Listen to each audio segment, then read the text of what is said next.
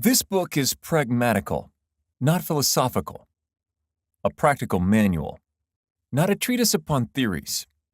It is intended for the men and women whose most pressing need is for money, who wish to get rich first and philosophize afterward. It is for those who have, so far, found neither the time, the means, nor the opportunity to go deeply into the study of metaphysics, but who want results and who are willing to take the conclusions of science as a basis for action, without going into all the processes by which those conclusions were reached. It is expected that the reader will take the fundamental statements upon faith, just as he would take statements concerning a law of electrical action if they were promulgated by a Marconi or an Edison, and, taking the statements upon faith, that he will prove their truth by acting upon them without fear or hesitation. Every man or woman who does this will certainly get rich, for the science herein applied is an exact science, and failure is impossible. For the benefit, however, of those who wish to investigate philosophical theories and so secure a logical basis for faith, I will here cite certain authorities.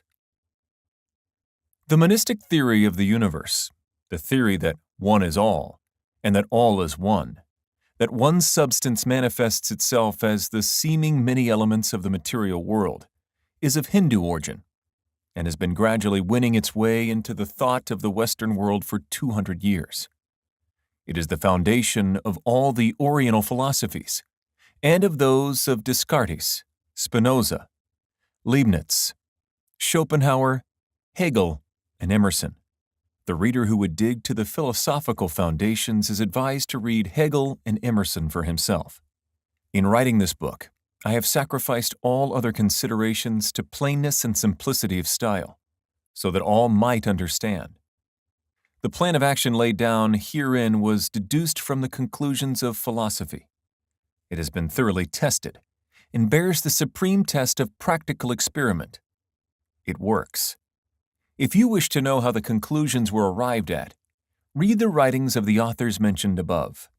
And if you wish to reap the fruits of their philosophies in actual practice, read this book and do exactly as it tells you to do.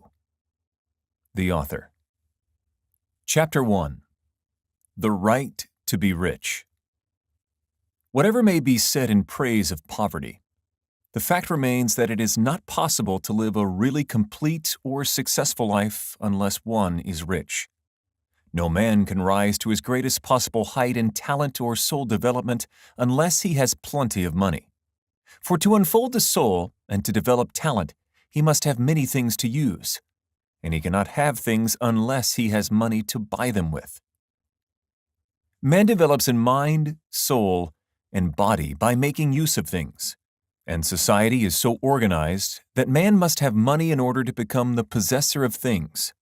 Therefore, the basis of all advancement for man must be the science of getting rich.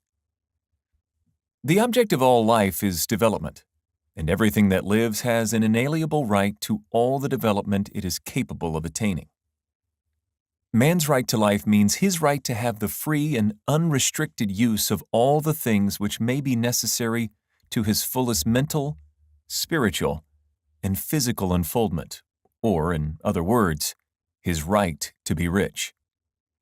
In this book, I shall not speak of riches in a figurative way.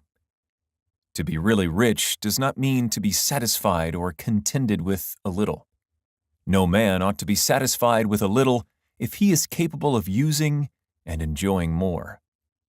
The purpose of nature is the advancement and unfoldment of life, and every man should have all that can contribute to the power, elegance, beauty, and richness of life. To be content with less is sinful.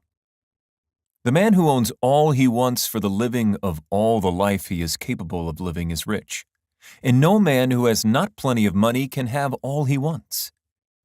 Life has advanced so far and become so complex that even the most ordinary man or woman requires a great amount of wealth in order to live in a manner that even approaches completeness.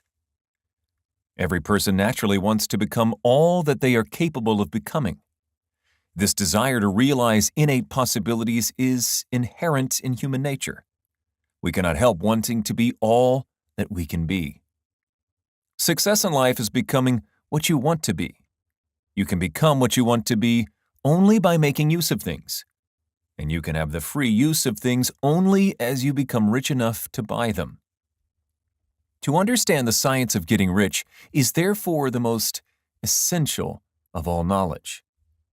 There is nothing wrong in wanting to get rich. The desire for riches is really the desire for a richer, fuller, and more abundant life. And that desire is praiseworthy. The man who does not desire to live more abundantly is abnormal. And so the man who does not desire to have money enough to buy all he wants is abnormal. There are three motives for which we live. We live for the body, we live for the mind, we live for the soul. No one of these is better or holier than the other. All are alike desirable, and no one of the three, body, mind, or soul, can live fully if either of the others is cut short of full life and expression.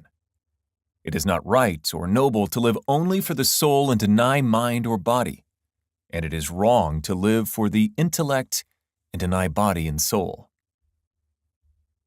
We are all acquainted with the loathsome consequences of living for the body and denying both mind and soul, and we see that real life means the complete expression of all that man can give forth through body, mind, and soul.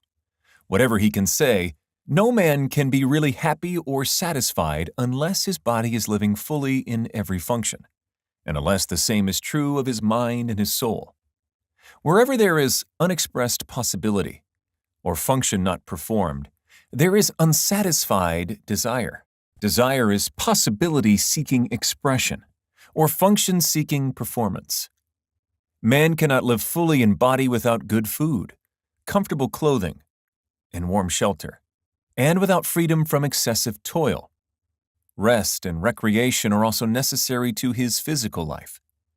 He cannot live fully in mind without books and time to study them, without opportunity for travel and observation, or without intellectual companionship. To live fully in mind, he must have intellectual recreations, and must surround himself with all the objects of art and beauty he is capable of using and appreciating. To live fully in soul, man must have love, and love is denied fullest expression by poverty. Man's highest happiness is found in the bestowal of benefits on those he loves. Love finds its most natural and spontaneous expression in giving. The man who has nothing to give cannot fill his place as a husband or father, as a citizen, or as a man. It is in the use of material things that man finds full life for his body, develops his mind, and unfolds his soul. It is therefore of supreme importance to him that he should be rich. It is perfectly right that you should desire to be rich. If you are a normal man or woman, you cannot help doing so. It is perfectly right that you should give your best attention to the science of getting rich, for it is the noblest and most necessary of all studies. If you neglect this study, you are derelict in your duty to yourself, to God, and to humanity, for you can render God and humanity no greater service than to make the most of yourself. Chapter 2. There is a science of getting rich, and it is an exact science, like algebra or arithmetic. There are certain laws which govern the process of acquiring riches, and once these laws are learned and obeyed by any man, he will get rich with mathematical certainty. The ownership of money and property comes as a result of doing things in a certain way. Those who do things in this certain way, whether on purpose or accidentally, get rich, while those who do not do things in this certain way, no matter how hard they work or how able they are, remain poor. It is a natural law that like causes always produce like effects, and, therefore, any man or woman who learns to do things in this certain way will infallibly get rich. That the above statement is true is shown by the following facts. Getting rich is not a matter of environment, for if it were, all the people in certain neighborhoods would become wealthy. The people of one city would all be rich, while those of other towns would all be poor. Or the inhabitants of one state would roll in wealth, while those of an adjoining state would be in poverty. But everywhere we see rich and poor living side by side, in the same environment, and often engaged in the same vocations. When two people are in the same locality and in the same business, and one gets rich while the other remains poor, it shows that getting rich is not, primarily, a matter of environment. Some environments may be more favorable than others.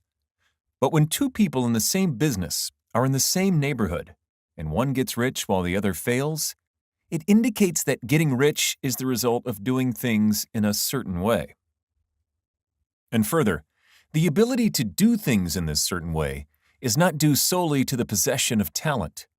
For many people who have great talent remain poor, while others who have very little talent get rich. Studying the people who have got rich, we find that they are an average lot in all respects, having no greater talents and abilities than other men. It is evident that they do not get rich because they possess talents and abilities that other men do not, but because they happen to do things in a certain way. Getting rich is not the result of saving or thrift. Many very penurious people are poor, while free spenders often get rich. Nor is getting rich due to doing things which others fail to do, for two men in the same business often do almost exactly the same things, and one gets rich while the other remains poor or becomes bankrupt. From all these things, we must come to the conclusion that getting rich is the result of doing things in a certain way. If getting rich is the result of doing things in a certain way, and if like causes always produce like effects, then any man or woman who can do things in that way can become rich. And the whole matter is brought within the domain of exact science. The question arises here, whether this certain way may not be so difficult that only a few may follow it. This cannot be true, as we have seen, so far as natural ability is concerned. Talented people get rich, and blockheads get rich. Intellectually brilliant people get rich, and very stupid people get rich. Physically strong people get rich, and weak and sickly people get rich. Some degree of ability to think and understand is, of course, essential. But insofar as natural ability is concerned, any man or woman who has sense enough to read and understand these words can certainly get rich. Also, we have seen that it is not a matter of environment. Location counts for something. One would not go to the heart of the Sahara and expect to do successful business. Getting rich involves the necessity of dealing with men, and of being where there are people to deal with. And if these people are inclined to deal in the way you want to deal, so much the better. But that is about as far as environment goes. If anybody else in your town can get rich, so can you. And if anybody else in your state can get rich, so can you. Again, it is not a matter of choosing some particular business or profession. People get rich in every business and in every profession, while their next-door neighbors in the very same vocation remain in poverty. It is true that you will do best in a business which you like, and which is congenial to you. And if you have certain talents which are well developed, you will do best in a business which calls for the exercise of those talents. Also, you will do best in a business which is suited to your locality. An ice cream parlor would do better in a warm climate than in Greenland, and a salmon fishery would succeed better in the Northwest than in Florida, where there are no salmon. But, aside from these general limitations, getting rich is not dependent upon your engaging in some particular business, but upon your learning to do things in a certain way.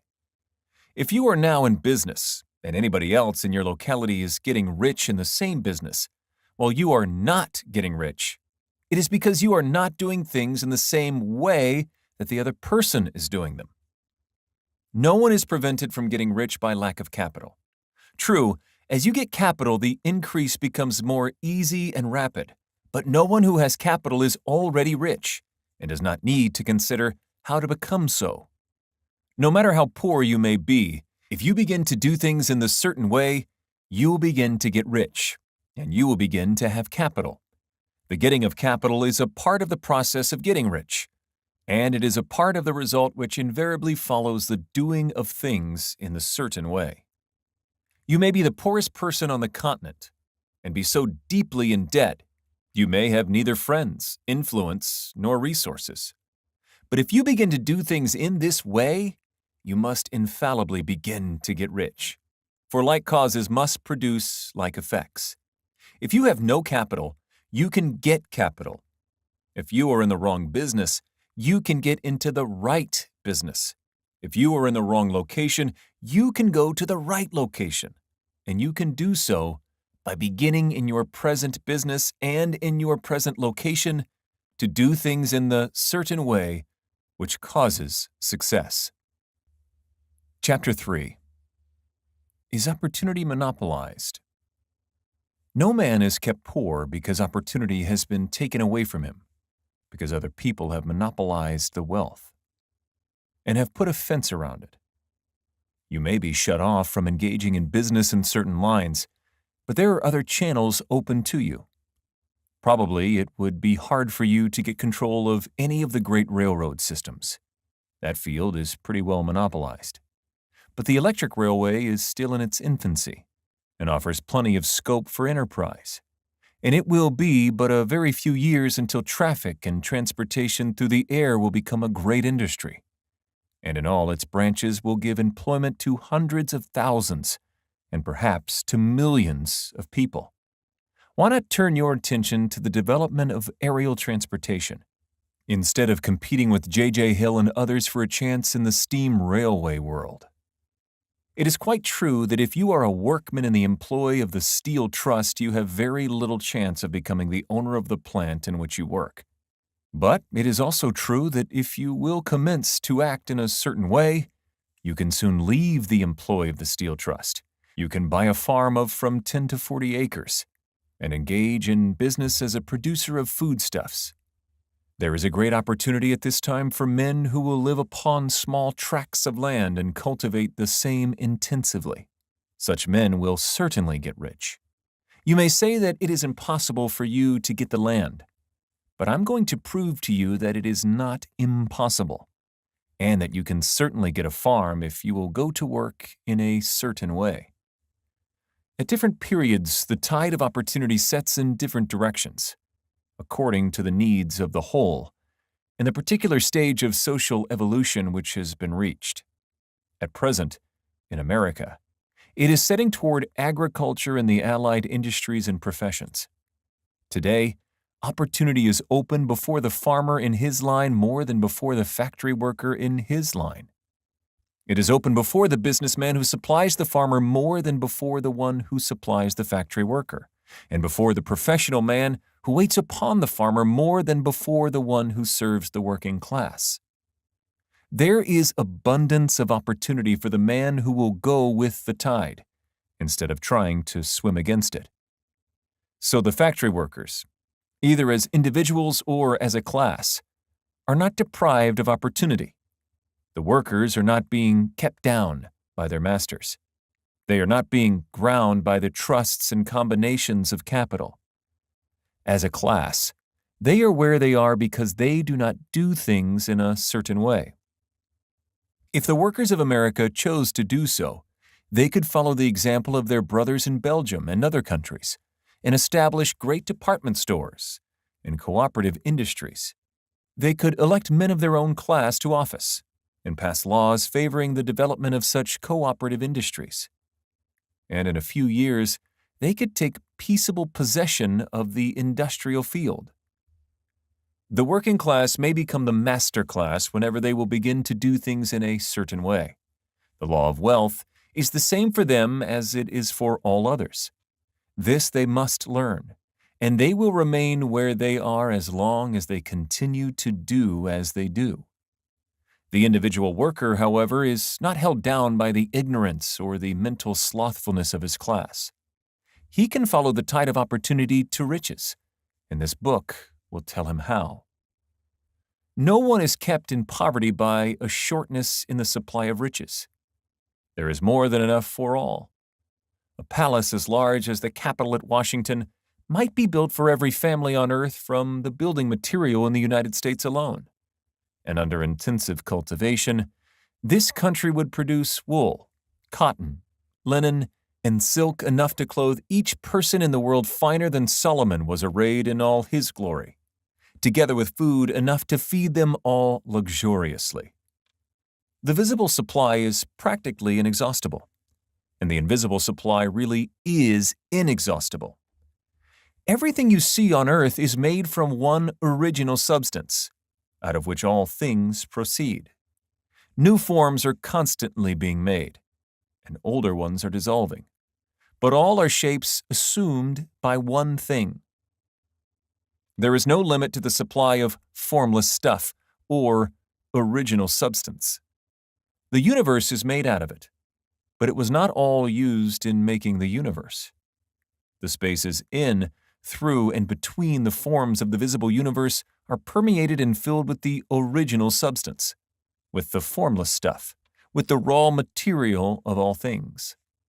10,000 times as much as has been made might still be made, and even then we should not have exhausted the supply of universal raw material. No man, therefore, is poor because nature is poor, or because there is not enough to go around. Nature is an inexhaustible storehouse of riches. The supply will never run short. Original substance is alive with creative energy and is constantly producing more forms. When the supply of building material is exhausted, more will be produced. When the soil is exhausted so that foodstuffs and materials for clothing will no longer grow upon it, it will be renewed or more soil will be made. When all the gold and silver has been dug from the earth, if man is still in such a stage of social development that he needs gold and silver, more will be produced from the formless. The formless stuff responds to the needs of man. It will not let him be without any good thing. This is true of men collectively. The race as a whole is always abundantly rich, and if individuals are poor, it is because they do not follow the certain way of doing things, which makes the individual man rich. The formless stuff is intelligent. It is stuff which thinks. It is alive, and is always impelled toward more life. It is the natural and inherent impulse of life to seek to live more. It is the nature of intelligence to enlarge itself, and of consciousness to seek to extend its boundaries and find fuller expression. The universe of forms has been made by formless living substance, throwing itself into form in order to express itself more fully. The universe is a great living presence, always moving inherently toward more life and fuller functioning. Nature is formed for the advancement of life. Its impelling motive is the increase of life. For this cause, everything which can possibly minister to life is bountifully provided. There can be no lack unless God is to contradict himself and nullify his own works. You are not kept poor by lack in the supply of riches. It is a fact which I shall demonstrate a little farther on that even the resources of the formless supply are at the command of the man or woman who will act and think in a certain way. Chapter 4. The first principle in the science of getting rich. Thought is the only power which can produce tangible riches from the formless substance. The stuff from which all things are made is a substance which thinks, and a thought of form in this substance produces the form. Original substance moves according to its thoughts. Every form and process you see in nature is the visible expression of a thought in original substance. As the formless stuff thinks of a form, it takes that form. As it thinks of a motion, it makes that motion. That is the way all things were created.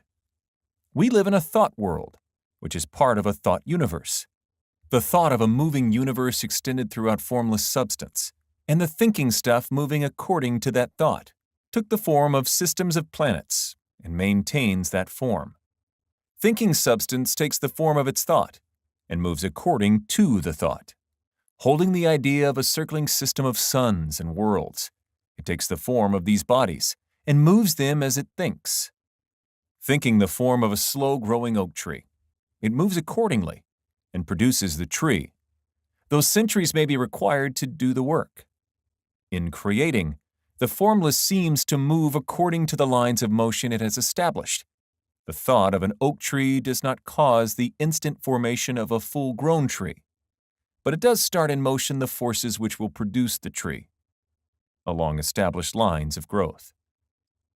Every thought of form, held in thinking substance, causes the creation of the form, but always, or at least generally, along lines of growth and action already established.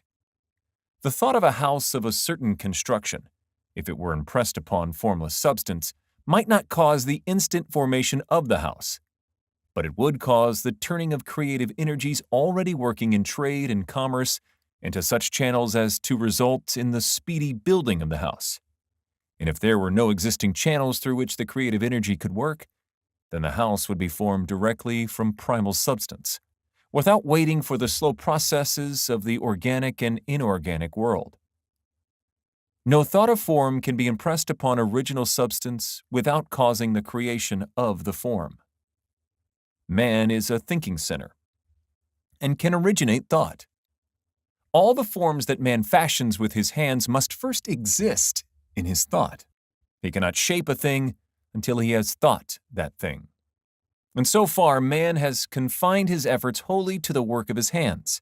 He has applied manual labor to the world of forms, seeking to change or modify those already existing. He has never thought of trying to cause the creation of new forms by impressing his thoughts upon formless substance. When man has a thought form, he takes material from the forms of nature and makes an image of the form which is in his mind. He has, so far, made little or no effort to cooperate with formless intelligence, to work with the Father. He has not dreamed that he can do what he seeth the Father doing. Man reshapes and modifies existing forms by manual labor. He has given no attention to the question whether he may not produce things from formless substance by communicating his thoughts to it. We propose to prove that he may do so, to prove that any man or woman may do so, and to show how. As our first step, we must lay down three fundamental propositions. First, we assert that there is one original formless stuff, or substance, from which all things are made. All the seemingly many elements are but different presentations of one element. All the many forms found in organic and inorganic nature are but different shapes, made from the same stuff. And this stuff is thinking stuff. A thought held in it produces the form of the thought. Thought, in thinking substance, produces shapes. Man is a thinking center, capable of original thought. If man can communicate his thought to original thinking substance, he can cause the creation, or formation, of the thing he thinks about. To summarize this, there is a thinking stuff from which all things are made, and which, in its original state, permeates, penetrates, and fills the inner spaces of the universe. A thought, in this substance, produces the thing that is imaged by the thought. Man can form things in his thought and, by impressing his thought upon formless substance, can cause the thing he thinks about to be created.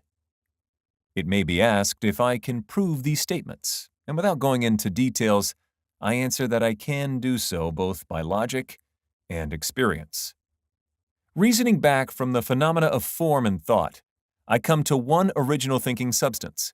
And reasoning forward from this thinking substance, I come to man's power to cause the formation of the thing he thinks about. And by experiment, I find the reasoning true, and this is my strongest proof. If one man who reads this book gets rich by doing what it tells him to do, that is evidence in support of my claim. But if every man who does what it tells him to do gets rich, that is positive proof until someone goes through the process and fails. The theory is true until the process fails, and this process will not fail, for every man who does exactly what this book tells him to do will get rich. I have said that men get rich by doing things in a certain way, and in order to do so, men must become able to think in a certain way. A man's way of doing things is the direct result of the way he thinks about things. To do things in a way you want to do them, you will have to acquire the ability to think the way you want to think. This is the first step toward getting rich. To think what you want to think is to think truth, regardless of appearances. Every man has the natural and inherent power to think what he wants to think, but it requires far more effort to do so than it does to think the thoughts which are suggested by appearances. To think according to appearance is easy. To think truth regardless of appearances is laborious and requires the expenditure of more power than any other work man is called upon to perform. There is no labor from which most people shrink as they do from that of sustained and consecutive thought. It is the hardest work in the world. This is especially true when truth is contrary to appearances. Every appearance in the visible world tends to produce a corresponding form in the mind which observes it, and this can only be prevented by holding the thought of the truth. To look upon the appearance of disease will produce the form of disease in your own mind, and ultimately in your body, unless you hold the thought of truth, which is that there is no disease. It is only an appearance, and the reality is health. To look upon the appearances of poverty will produce corresponding forms in your own mind, unless you hold to the truth that there is no poverty. There is only abundance. To think health when surrounded by the appearances of disease, or to think riches when in the midst of appearances of poverty, requires power. But he who acquires this power becomes a mastermind. He can conquer fate. He can have what he wants.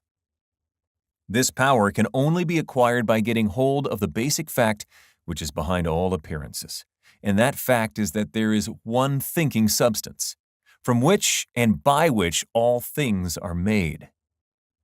Then we must grasp the truth that every thought held in this substance becomes a form, and that man can so impress his thoughts upon it as to cause them to take form and become visible things. When we realize this, we lose all doubt and fear, for we know that we can create what we want to create. We can get what we want to have, and can become what we want to be. As a first step toward getting rich, you must believe the three fundamental statements given previously in this chapter, and in order to emphasize them, I repeat them here. There is a thinking stuff from which all things are made, and which, in its original state, permeates, penetrates, and fills the inner spaces of the universe. A thought in this substance produces the thing that is imagined by the thought. Man can form things in his thought, and by impressing his thought upon formless substance, can cause the thing he thinks about to be created. You must lay aside all other concepts of the universe than this monistic one, and you must dwell upon this until it is fixed in your mind and has become your habitual thought. Read these creed statements over and over again. Fix every word upon your memory, and meditate upon them until you firmly believe what they say. If a doubt comes to you, cast it aside as a sin. Do not listen to arguments against this idea. Do not go to churches or lectures where a contrary concept of things is taught or preached. Do not read magazines or books which teach a different idea. If you get mixed up in your faith, all your efforts will be in vain. Do not ask why these things are true, nor speculate as to how they can be true. Simply take them on trust. The science of getting rich begins with the absolute acceptance of this faith. Chapter 5. Increasing Life. You must get rid of the last vestige of the old idea that there is a deity whose will it is that you should be poor, or whose purposes may be served by keeping you in poverty. The intelligent substance which is all, and in all, and which lives in all, and lives in you, is a consciously living substance. Being a consciously living substance, it must have the natural and inherent desire of every living intelligence for increase of life. Every living thing must continually seek for the enlargement of its life, because life, in the mere act of living, must increase itself. A seed dropped into the ground springs into activity, and in the act of living produces 100 more seeds. Life, by living, multiplies itself. It is forever becoming more. It must do so, if it continues to be at all. Intelligence is under this same necessity for continuous increase. Every thought we think makes it necessary for us to think another thought. Consciousness is continually expanding. Every fact we learn leads us to the learning of another fact. Knowledge is continually increasing. Every talent we cultivate brings to the mind the desire to cultivate another talent. We are subject to the urge of life, seeking expression, whichever drives us on to know more, to do more, and to be more. In order to know more, do more, and be more, we must have more. We must have things to use, for we learn and do and become only by using things. We must get rich so that we can live more.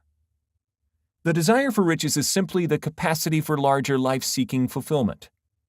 Every desire is the effort of an unexpressed possibility to come into action. It is power seeking to manifest which causes desire. That which makes you want more money is the same as that which makes the plant grow. It is life, seeking fuller expression. The one living substance must be subject to this inherent law of all life. It is permeated with the desire to live more. That is why it is under the necessity of creating things. The one substance desires to live more in you. Hence, it wants you to have all the things you can use. It is the desire of God that you should get rich. He wants you to get rich because He can express Himself better through you if you have plenty of things to use in giving Him expression. He can live more in you if you have unlimited command of the means of life. The universe desires you to have everything you want to have. Nature is friendly to your plans. Everything is naturally for you. Make up your mind that this is true. It is essential, however, that your purpose should harmonize with the purpose that is in all. You must want real life, not mere pleasure or sensual gratification. Life is the performance of function, and the individual really lives only when he performs every function, physical, mental, and spiritual, of which he is capable, without excess in any. You do not want to get rich in order to live swinishly. For the gratification of animal desires, that is not life. But the performance of every physical function is a part of life, and no one lives completely who denies the impulses of the body a normal and healthful expression. You do not want to get rich solely to enjoy mental pleasures, to get knowledge, to gratify ambition, to outshine others, to be famous. All these are a legitimate part of life, but the man who lives for the pleasures of the intellect alone will only have a partial life, and he will never be satisfied with his lot. You do not want to get rich solely for the good of others, to lose yourself for the salvation of mankind, to experience the joys of philanthropy and sacrifice. The joys of the soul are only a part of life, and they are no better or nobler than any other part. You want to get rich in order that you may eat, drink, and be merry when it is time to do these things, in order that you may surround yourself with beautiful things, see distant lands, feed your mind, and develop your intellect, in order that you may love men and do kind things, and be able to play a good part in helping the world to find truth. But remember that extreme altruism is no better and no nobler than extreme selfishness. Both are mistakes. Get rid of the idea that God wants you to sacrifice yourself for others, and that you can secure His favor by doing so. God requires nothing of the kind. What He wants is that you should make the most of yourself, for yourself, and for others. And you can help others more by making the most of yourself than in any other way. You can make the most of yourself only by getting rich. So it is right and praiseworthy that you should give your first and best thought to the work of acquiring wealth. Remember, however, that the desire of substance is for all. and its movements must be for more life to all. It cannot be made to work for less life to any, because it is equally in all, seeking riches and life. Intelligent substance will make things for you, but it will not take things away from someone else and give them to you. You must get rid of the thought of competition. You are to create, not to compete for what is already created. You do not have to take anything away from anyone. You do not have to drive sharp bargains. You do not have to cheat or to take advantage. You do not need to let anyone work for you for less than he earns. You do not have to covet the property of others or to look at it with wishful eyes. No man has anything of which you cannot have the like, and that without taking what he has away from him. You are to become a creator, not a competitor. You are going to get what you want, but in such a way that when you get it, every other man will have more than he has now. I am aware that there are men who get a vast amount of money by proceeding in direct opposition to the statements in the paragraph above, and may add a word of explanation here. Men of the plutocratic type who become very rich do sometimes purely by their extraordinary ability on the plane of competition, and sometimes they unconsciously relate themselves to substance in its great purposes and movements for the general racial upbuilding through industrial evolution. Rockefeller, Carnegie, Morgan, et al. Have been the unconscious agents of the supreme and the necessary work of systematizing and organizing productive industry. And in the end, their work will contribute immensely toward increased life for all. Their day is nearly over. They have organized production and will soon be succeeded by the agents of the multitude, who will organize the machinery of distribution. The multimillionaires are like the monster reptiles of the prehistoric eras. They play a necessary part in the evolutionary process, but the same power which produced them will dispose of them. And it is well to bear in mind that they have never been really rich. A record of the private lives of most of this class will show that they have really been the most abject and wretched of the poor. Riches secured on the competitive plane are never satisfactory and permanent. They are yours today and another's tomorrow. Remember, if you are to become rich in a scientific and certain way, you must rise entirely out of the competitive thought. You must never think for a moment that the supply is limited. Just as soon as you begin to think that all the money is being cornered and controlled by bankers and others, and that you must exert yourself to get laws passed to stop this process, and so on, in that moment you drop into the competitive mind, and your power to cause creation is gone for the time being. And what is worse, you will probably arrest the creative movements you have already instituted. Know that there are countless millions of dollars worth of gold in the mountains of the earth, not yet brought to light. And know that if there were not, more would be created from thinking substance to supply your needs. Know that the money you need will come, even if it is necessary for 1,000 men to be led to the discovery of new gold mines tomorrow. Never look at the visible supply. Look always at the limitless riches in formless substance, and know that they are coming to you as fast as you can receive and use them. Nobody, by cornering the visible supply, can prevent you from getting what is yours. So never allow yourself to think for an instant that all the best building spots will be taken before you get ready to build your house, unless you hurry. Never worry about the trusts and combines, and get anxious for fear that they will soon come to own the whole earth. Never get afraid that you will lose what you want because some other person beats you to it. That cannot possibly happen. You are not seeking anything that is possessed by anybody else. You are causing what you want to be created from formless substance, and the supply is without limits. Stick to the formulated statement. There is a thinking stuff from which all things are made, and which, in its original state, permeates, penetrates, and fills the interspaces of the universe.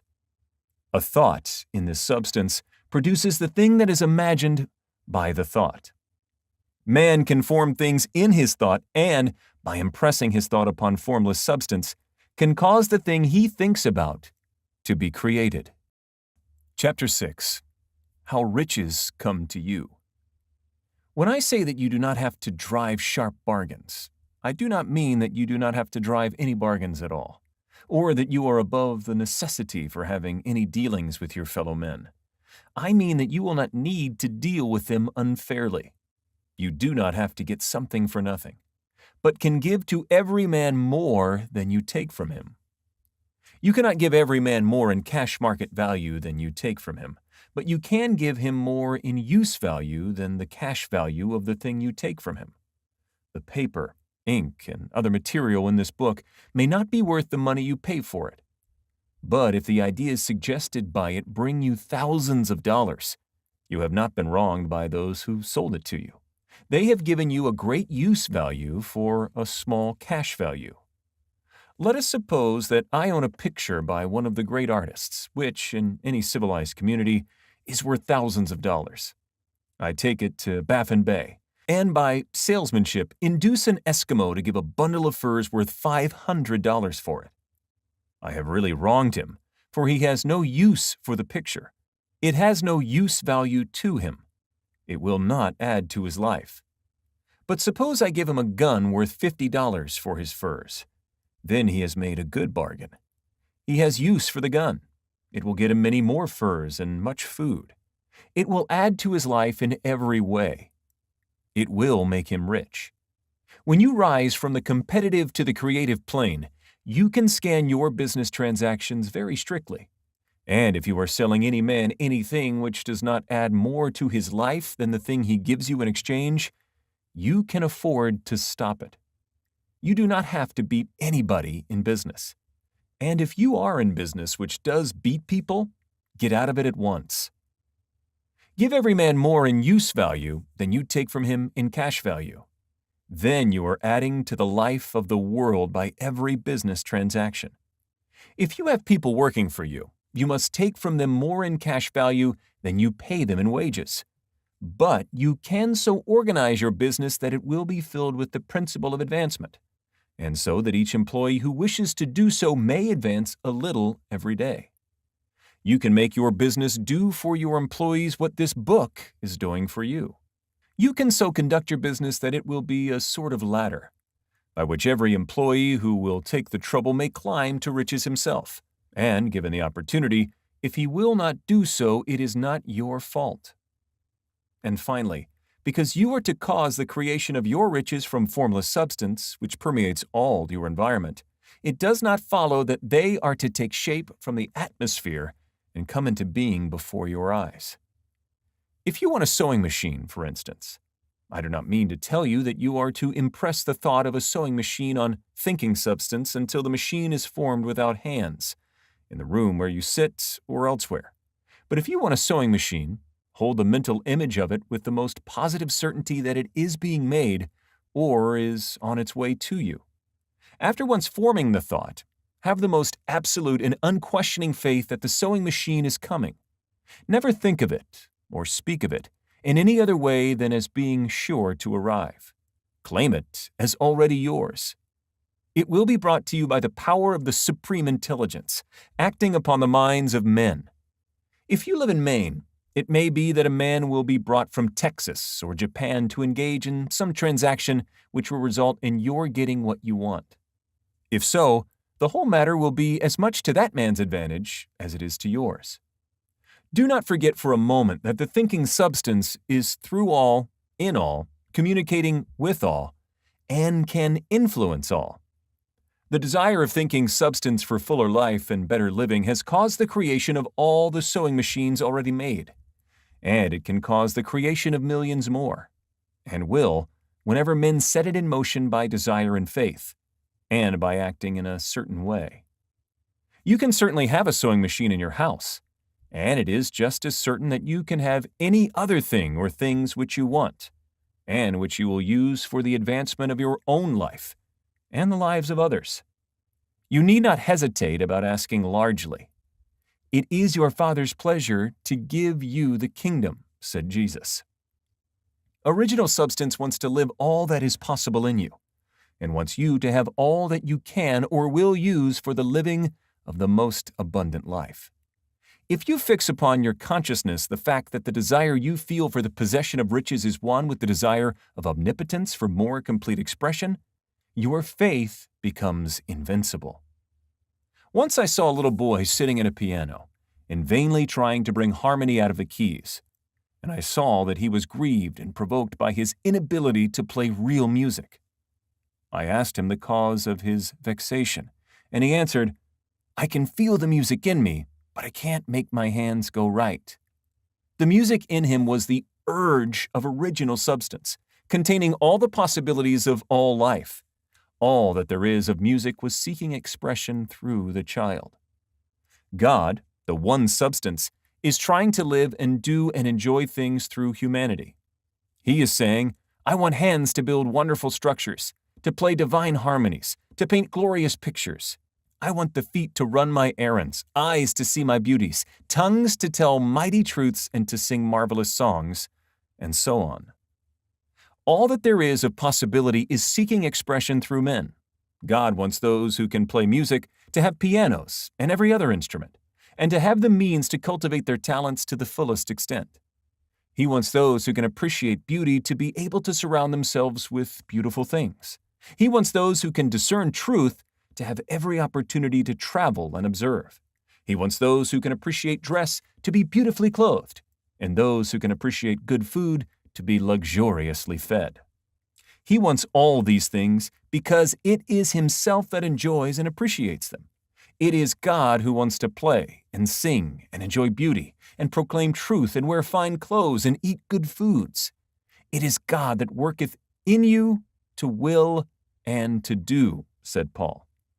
The desire you feel for riches is the infinite, seeking to express Himself in you as He sought to find expression in the little boy at the piano. So you need not hesitate to ask largely. Your part is to focalize and express the desires of God. This is a difficult point with most people.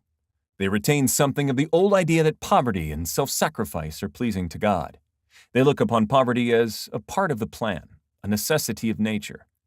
They have the idea that God has finished His work and made all that He can make, and that the majority of men must stay poor because there is not enough to go around. They hold to so much of this erroneous thought that they feel ashamed to ask for wealth. They try not to want more than a very modest competence, just enough to make them fairly comfortable. I recall now the case of one student who was told that he must get in mind a clear picture of the things he desired, so that the creative thought of them might be impressed on formless substance. He was a very poor man, living in a rented house, and having only what he earned from day to day. And he could not grasp the fact that all wealth was his. So, after thinking the matter over, he decided that he might reasonably ask for a new rug for the floor of his best room, and an anthracite coal stove to heat the house during the cold weather. Following the instructions given in this book, he obtained these things in a few months, and then it dawned upon him that he had not asked enough. He went through the house in which he lived and planned all the improvements he would like to make in it. He mentally added a bay window here and a room there, until it was complete in his mind as his ideal home. And then he planned its furnishings. Holding the whole picture in his mind, he began living in the certain way and moving toward what he wanted. And he owns the house now, and is rebuilding it after the form of his mental image. And now, with still larger faith, he is going on to get greater things. It has been unto him according to his faith, and it is so with you and with all of us. Chapter 7. Gratitude. The illustrations given in the last chapter will have conveyed to the reader the fact that the first step toward getting rich is to convey the idea of your wants to the formless substance. This is true, and you will see that in order to do so, it becomes necessary to relate yourself to the formless intelligence in a harmonious way. To secure this harmonious relation is a matter of such primary and vital importance that I shall give some space to its discussion here, and give you instructions which, if you follow them, will be certain to bring you into perfect unity of mind with God. The whole process of mental adjustment and atonement can be summed up in one word: gratitude. First, you believe that there is one intelligent substance, from which all things proceed. Second, You believe that this substance gives you everything you desire. And third, you relate yourself to it by a feeling of deep and profound gratitude. Many people who order their lives rightly in all other ways are kept in poverty by their lack of gratitude. Having received one gift from God, they cut the wires which connect them with Him by failing to make acknowledgement. It is easy to understand that the nearer we live to the source of wealth, the more wealth we shall receive. And it is easy also to understand that the soul that is always grateful lives in closer touch with God than the one which never looks to Him in thankful acknowledgement. The more gratefully we fix our minds on the Supreme when good things come to us, the more good things we will receive, and the more rapidly they will come.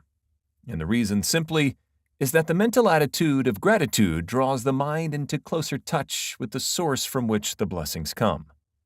If it is a new thought to you that gratitude brings your whole mind into closer harmony with the creative energies of the universe, consider it well, and you will see that it is true. The good things you already have come to you along the line of obedience to certain laws. Gratitude will lead your mind out along the ways by which things come, and it will keep you in close harmony with creative thought and prevent you from falling into competitive thought.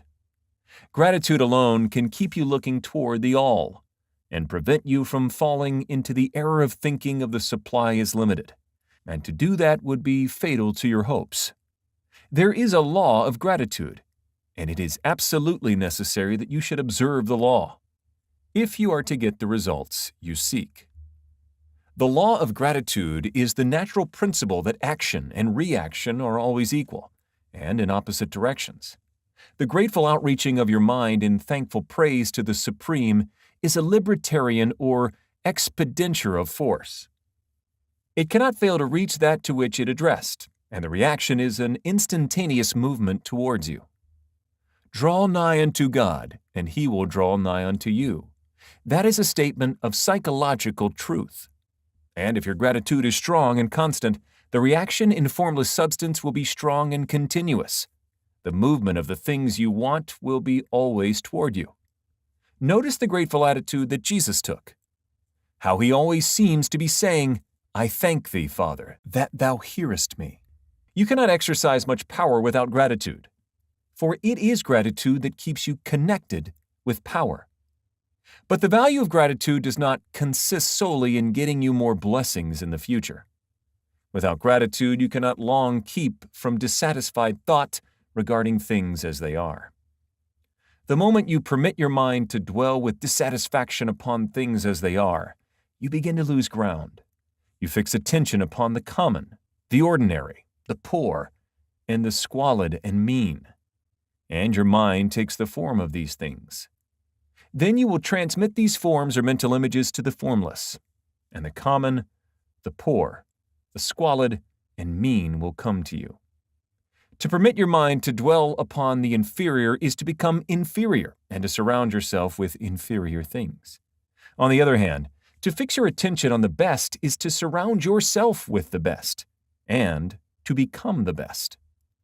The creative power within us makes us into the image of that to which we give our attention. We are thinking substance, and thinking substance always takes the form of that which it thinks about. The grateful mind is constantly fixed upon the best. Therefore, it tends to become the best. It takes the form or character of the best and will receive the best. Also, faith is born of gratitude. The grateful mind continually expects good things, and expectation becomes faith. The reaction of gratitude upon one's own mind produces faith, and every outgoing wave of grateful thanksgiving increases faith. He who has no feeling of gratitude cannot long retain a living faith. And without a living faith, you cannot get rich by the creative method, as we shall see in the following chapters. It is necessary, then, to cultivate the habit of being grateful for every good thing that comes to you, and to give thanks continuously. And because all things have contributed to your advancement, you should include all things in your gratitude. Do not waste time thinking or talking about the shortcomings or wrong actions of plutocrats or trust magnates. Their organization of the world has made your opportunity. All you get really comes to you because of them. Do not rage against corrupt politicians. If it were not for politicians, we should fall into anarchy, and your opportunity would be greatly lessened. God has worked a long time and very patiently to bring us up to where we are in industry and government, and He is going right on with His work. There is not the least doubt that He will do away with plutocrats, trust magnates, captains of industry, and politicians as soon as they can be spared. But in the meantime, behold that they are all very good. Remember that they are all helping to arrange the lines of transmission along which your riches will come to you, and be grateful to them all. This will bring you into harmonious relations with the good in everything, and the good in everything will move toward you. Chapter 8. Thinking in the Certain Way. Turn back to Chapter 6, and read again the story of the man who formed a mental image of his house, and you will get a fair idea of the initial step toward getting rich. You must form a clear and definite mental picture of what you want. You cannot transmit an idea unless you have it yourself. You must have it before you can give it. And many people fail to impress thinking substance because they have themselves only a vague and misty concept of the things they want to do, to have, or to become. It is not enough that you should have a general desire for wealth, to do good with. Everybody has that desire. It is not enough that you should have a wish to travel, see things, live more, etc. Everybody has those desires also. If you were going to send a wireless message to a friend, you would not send the letters of the alphabet in their order and let him construct the message for himself, nor would you take words at random from the dictionary. You would send a coherent sentence, one which meant something. When you try to impress your wants upon substance, remember that it must be done by a coherent statement. You must know what you want and be definite. You can never get rich or start the creative power into action by sending out unformed longings and vague desires. Go over your desires just as the man I have described went over his house. See just what you want, and get a clear mental picture of it as you wish it to look when you get it. That clear mental picture you must have continually in mind, as the sailor has in mind the port toward which he is sailing the ship. You must keep your face toward it all the time. You must no more lose sight of it than the steersman loses sight of the compass. It is not necessary to take exercises in concentration, nor to set apart special times for prayer and affirmation, nor to go into the silence, nor to do occult stunts of any kind. These things are well enough, but all you need is to know what you want, and want it badly enough so that it will stay in your thoughts.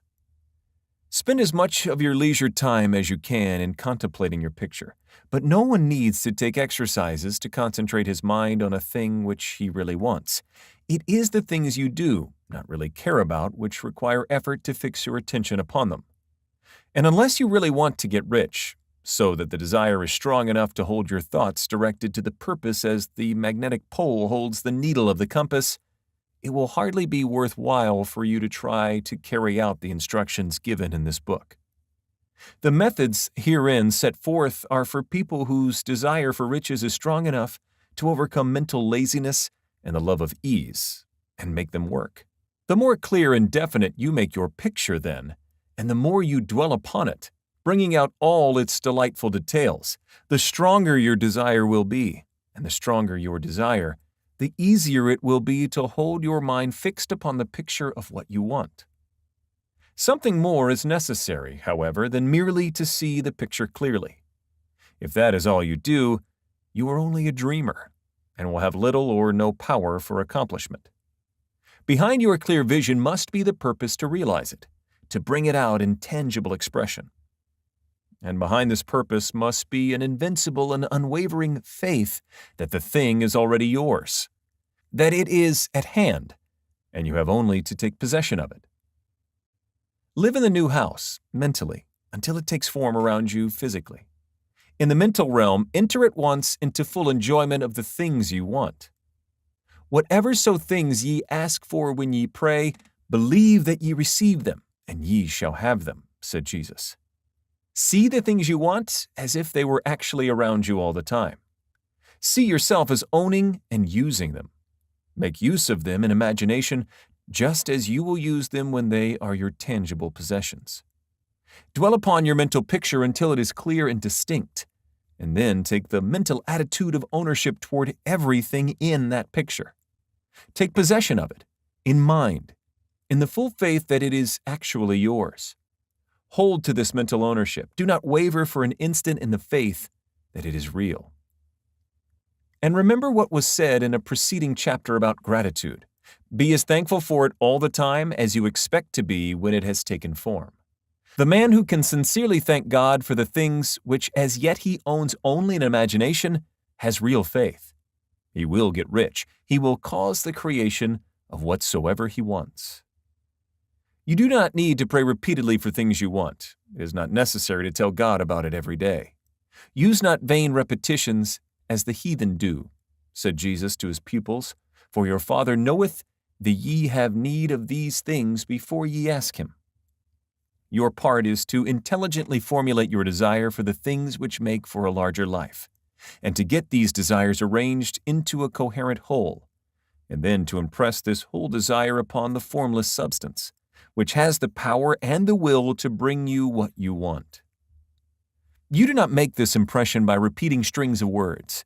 You make it by holding the vision with unshakable purpose to attain it, and with steadfast faith that you do attain it.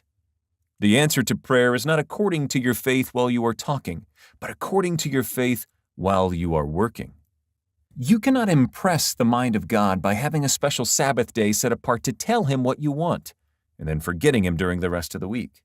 You cannot impress him by having special hours to go into your closet and pray, if you then dismiss the matter from your mind until the hour of prayer comes again.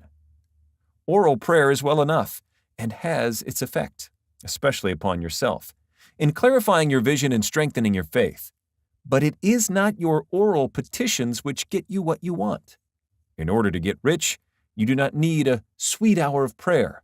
You need to pray without ceasing. And by prayer I mean holding steadily to your vision, with the purpose to cause its creation into solid form, and the faith that you are doing so. Believe that ye receive them. The whole matter turns on receiving.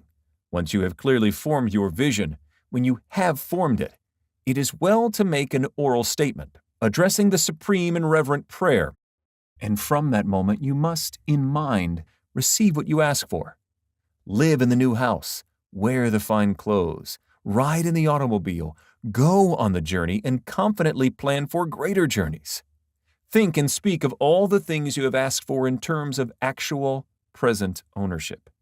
Imagine an environment and a financial condition exactly as you want them, and live all the time in that imaginary environment and financial condition. Mind, however, that you do not do this as a mere dreamer and castle builder. Hold to the faith that the imaginary is being realized, and to the purpose to realize it. Remember that it is faith and purpose in the use of the imagination which make the difference between the scientist and the dreamer. And having learned this fact, it is here that you must learn the proper use of the will. Chapter 9. How to use the will. To set about getting rich in a scientific way, you do not try to apply your willpower to anything outside of yourself. You have no right to do so anyway. It is wrong to apply your will to other men and women in order to get them to do what you wish done. It is as flagrantly wrong to coerce people by mental power as it is to coerce them by physical power. If compelling people by physical force to do things for you reduces them to slavery, compelling them by mental means accomplishes exactly the same thing. The only difference is in methods. If taking things from people by physical force is robbery, then taking things by mental force is robbery also. There is no difference in principle. You have no right to use your willpower upon another person, even for his own good, for you do not know what is for his good. The science of getting rich does not require you to apply power or force to any other person, in any way whatsoever. There is not the slightest necessity for doing so, Indeed, any attempt to use your will upon others will only tend to defeat your purpose. You do not need to apply your will to things in order to compel them to come to you. That would simply be trying to coerce God, and would be foolish and useless, as well as irrelevant. You do not have to compel God to give you good things, any more than you have to use your willpower to make the sun rise. You do not have to use your willpower to conquer an unfriendly deity, or to make stubborn and rebellious forces do your bidding. Substance is friendly to you, and is more anxious to give you what you want than you are to get it. To get rich, you need only to use your willpower upon yourself. When you know what to think and do, then you must use your will to compel yourself to think and do the right things. That is the legitimate use of the will in getting what you want, to use it in holding yourself to the right course. Use your willpower to keep yourself thinking and acting in a certain way. Do not try to project your will or your thoughts or your mind out into space to act on things or people. Keep your mind at home. It can accomplish more there than elsewhere. Use your mind to form a mental image of what you want and to hold that vision with faith and purpose. And use your will to keep your mind working in the right way.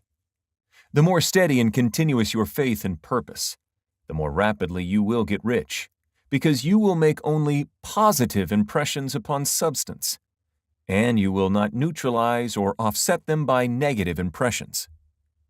The picture of your desires, held with faith and purpose, is taken up by the formless and permeates it to great distances, throughout the universe, for all I know.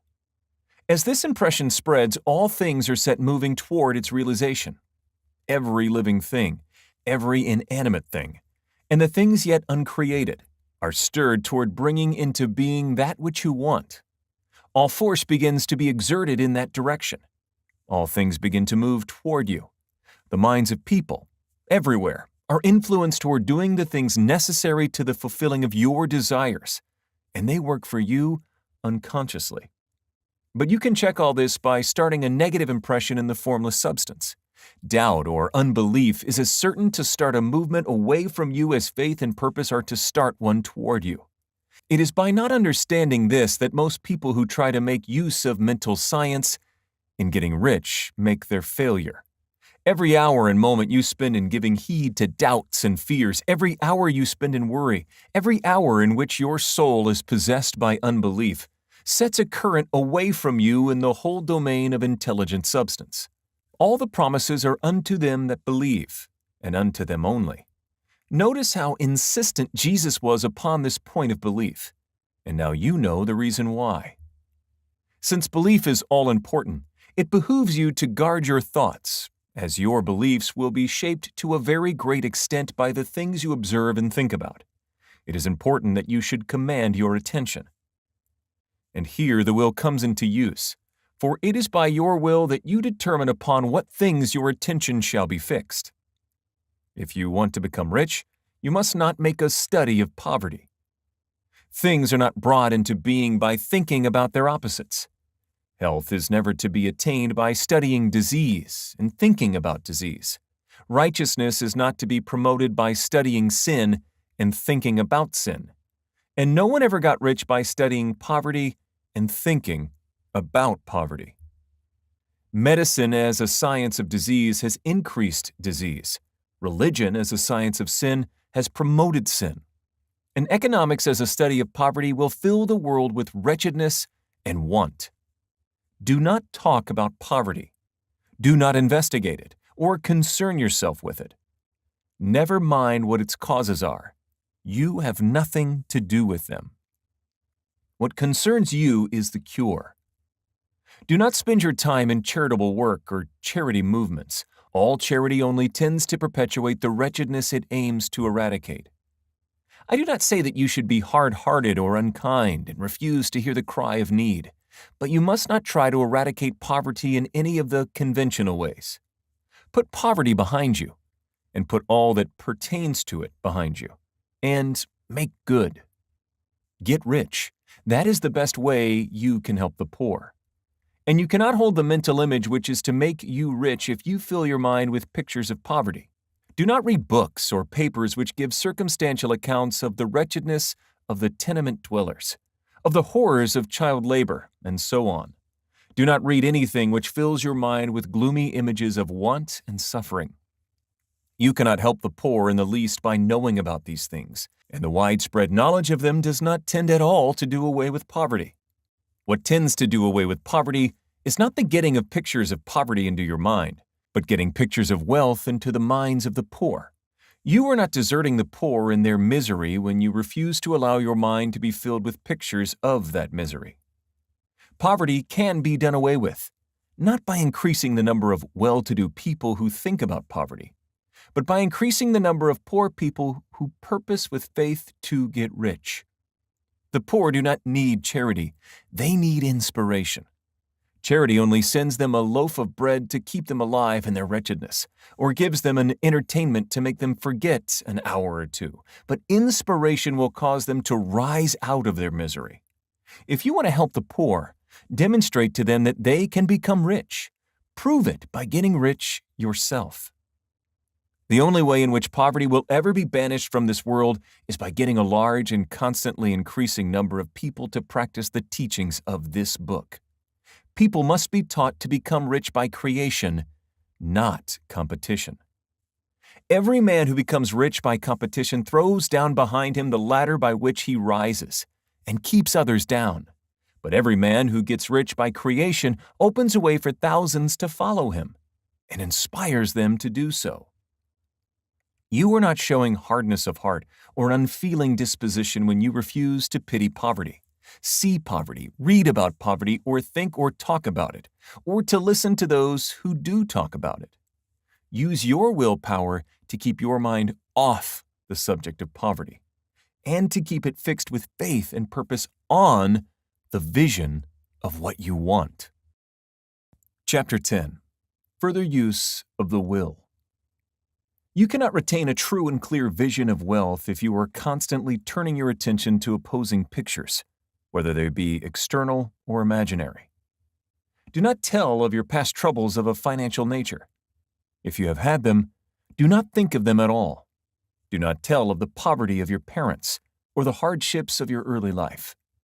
To do any of these things is to mentally class yourself with the poor for the time being, and it will certainly check the movement of things in your direction. Let the dead bury their dead, as Jesus said. Put poverty and all things that pertain to poverty completely behind you. You have accepted a certain theory of the universe as being correct, and are resting all your hopes of happiness on its being correct. And what can you gain by giving heed to conflicting theories? Do not read religious books which tell you that the world is soon coming to an end, and do not read the writings of muckrakers and pessimistic philosophers who tell you that it is going to the devil. The world is not going to the devil. It is going to God. It is a wonderful becoming. True, there may be a good many things in existing conditions which are disagreeable, but what is the use of studying them when they are certainly passing away, and when the study of them only tends to check their passing and keep them with us? Why give time and attention to things which are being removed by evolutionary growth, when you can hasten their removal only by promoting the evolutionary growth as far as your part of it goes? No matter how horrible and seeming may be the conditions in certain countries, sections, or places, you waste your time and destroy your own chances by considering them.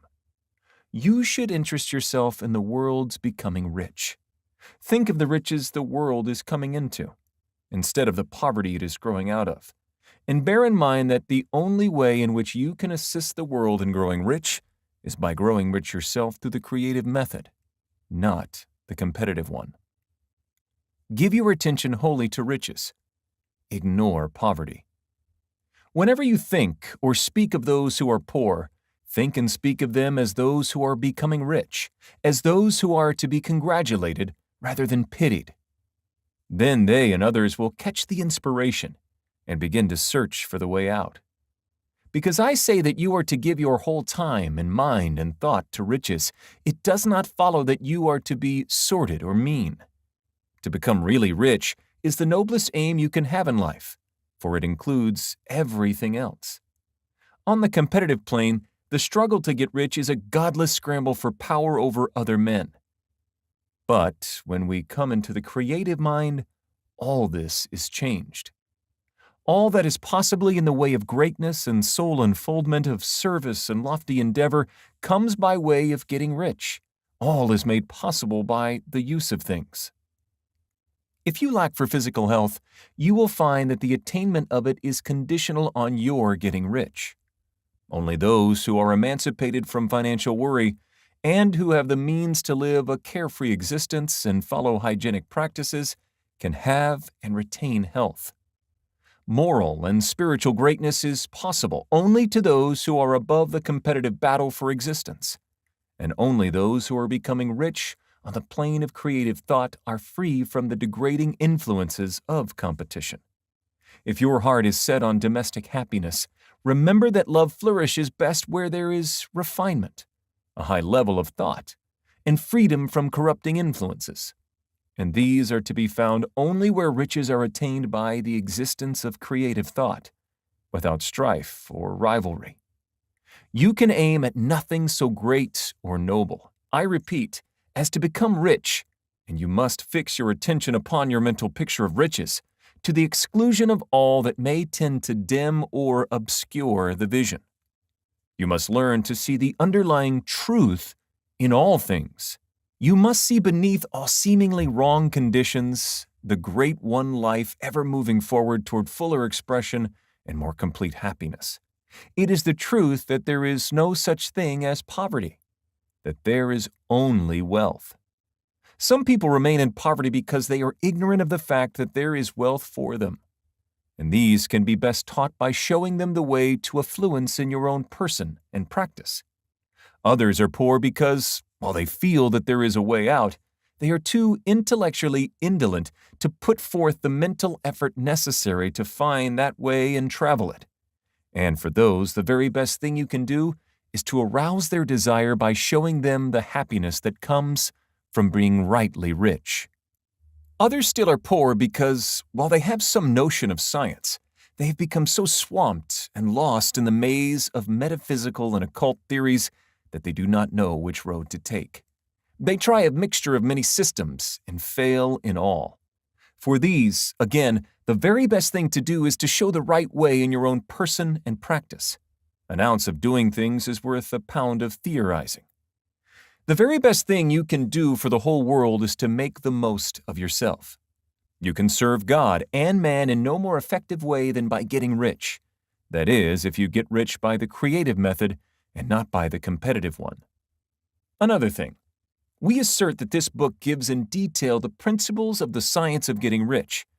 And if that is true, you do not need to read any other book upon the subject.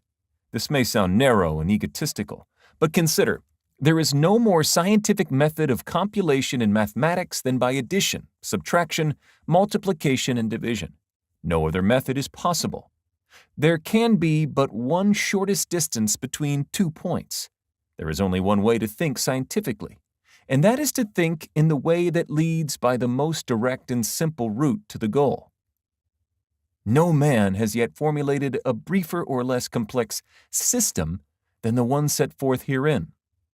It has been stripped of all non-essentials. When you commence on this, lay all others aside. Put them out of your mind altogether. Read this book every day. Keep it with you. Commit it to memory. And do not think about other systems and theories. If you do, you will begin to have doubts and to be uncertain and wavering in your thought. And then you will begin to make failures. After you have made good and become rich, you may study other systems as much as you please. But until you are quite sure that you have gained what you want, do not read anything on this line but this book, unless it be the authors mentioned in the preface. And read only the most optimistic comments on the world's news, those in harmony with your picture. Also, postpone your investigations into the occult. Do not dabble in theosophy, spiritualism, or kindred studies. It is very likely that the dead still live and are near, but if they are, let them alone. Mind your own business. Wherever the spirits of the dead may be, they have their own work to do and their own problems to solve, and we have no right to interfere with them. We cannot help them, and it is very doubtful whether they can help us, or whether we have any right to trespass upon their time if they can. Let the dead and the hereafter alone, and solve your own problem. Get rich. If you begin to mix with the occult, you will start mental cross-currents which will surely bring your hopes to shipwreck. Now, this and the preceding chapters have brought us to the following statement of basic facts. There is a thinking stuff from which all things are made, and which, in its original state, permeates, penetrates, and fills the inner spaces of the universe. A thought, in the substance, produces the thing that is imagined by the thought. Man can form things in his thought and, by impressing his thought upon formless substance, can cause the thing he thinks about to be created. In order to do this, man must pass from the competitive to the creative mind. He must form a clear mental picture of the things he wants, and hold this picture in his thoughts with the fixed purpose to get what he wants, and the unwavering faith that he does get what he wants, closing his mind against all that may tend to shake his purpose, dim his vision, or quench his faith. In addition to all of this, we shall now see that he must live and act in a certain way. Chapter 11. Acting in the certain way. Thought is the creative power, or the impelling force which causes the creative power to act. Thinking in a certain way will bring riches to you, but you must not rely upon thought alone, paying no attention to personal action. That is the rock upon which many otherwise scientific metaphysical thinkers meet shipwreck, the failure to connect thought with personal action. We have not yet reached the stage of development, even supposing such a stage possible, in which man can create directly from formless substance without nature's process or the work of human hands. Man must not only think, but his personal action must supplement his thought. By thought, you can cause the gold in the hearts of the mountains to be impelled toward you, but it will not mine itself, refine itself, coin itself into double eagles, and come rolling along the roads seeking its way into your pocket. Under the impelling power of the Supreme Spirit, men's affairs will be so ordered that someone will be led to mine the gold for you. Other men's business transactions will be so directed that the gold will be brought toward you, and you must so arrange your own business affairs that you may be able to receive it when it comes to you. Your thought makes all things, animate and inanimate, work to bring you what you want. But your personal activity must be such that you can rightly receive what you want when it reaches you. You are not to take it as charity, nor to steal it. You must give every man more in use value than he gives you in cash value. The scientific use of thought consists in forming a clear and distinct mental image of what you want, in holding fast to the purpose to get what you want, and in realizing with grateful faith that you do get what you want. Do not try to project your thought in any mysterious or occult way, with the idea of having it go out and do things for you. That is wasted effort, and will weaken your power to think with sanity. The action of thought in getting rich is fully explained in the preceding chapters. Your faith and purpose positively impress your vision upon formless substance, which has the same desire for life that you have. And this vision, received from you, sets all the creative forces at work in and through their regular channels of action, but directed toward you. It is not your part to guide or supervise the creative process. All you have to do with that is to retain your vision, stick to your purpose, and maintain your faith and gratitude. But you must act in a certain way, so that you can appropriate what is yours when it comes to you, so that you can meet the things you have in your picture, and put them in their proper places as they arrive. You can readily see the truth of this. When things reach you, they will be in the hands of other men, who will ask an equivalent for them. And you can only get what is yours by giving the other man what is his. Your pocketbook is not going to be transformed into a fortuneous purse. which shall be always full of money without effort on your part. This is the crucial point in the science of getting rich, right here, where thought and personal action must be combined. There are very many people who, consciously or unconsciously, set the creative forces in action by the strength and persistence of their desires, but who remain poor because they do not provide for the reception of the thing they want when it comes. By thought, the thing you want is brought to you. By action, you receive it. Whatever your action is to be, it is evident that you must act now. You cannot act in the past, and it is essential to the clearness of your mental vision that you dismiss the past from your mind. You cannot act in the future, for the future is not here yet. And you cannot tell how you will want to act in any future contingency until that contingency has arrived. Because you are not in the right business or the right environment now, do not think that you must postpone action until you get into the right business or environment. And do not spend time in the present taking thought as to the best course in possible future emergencies. Have faith in your ability to meet any emergency when it arrives.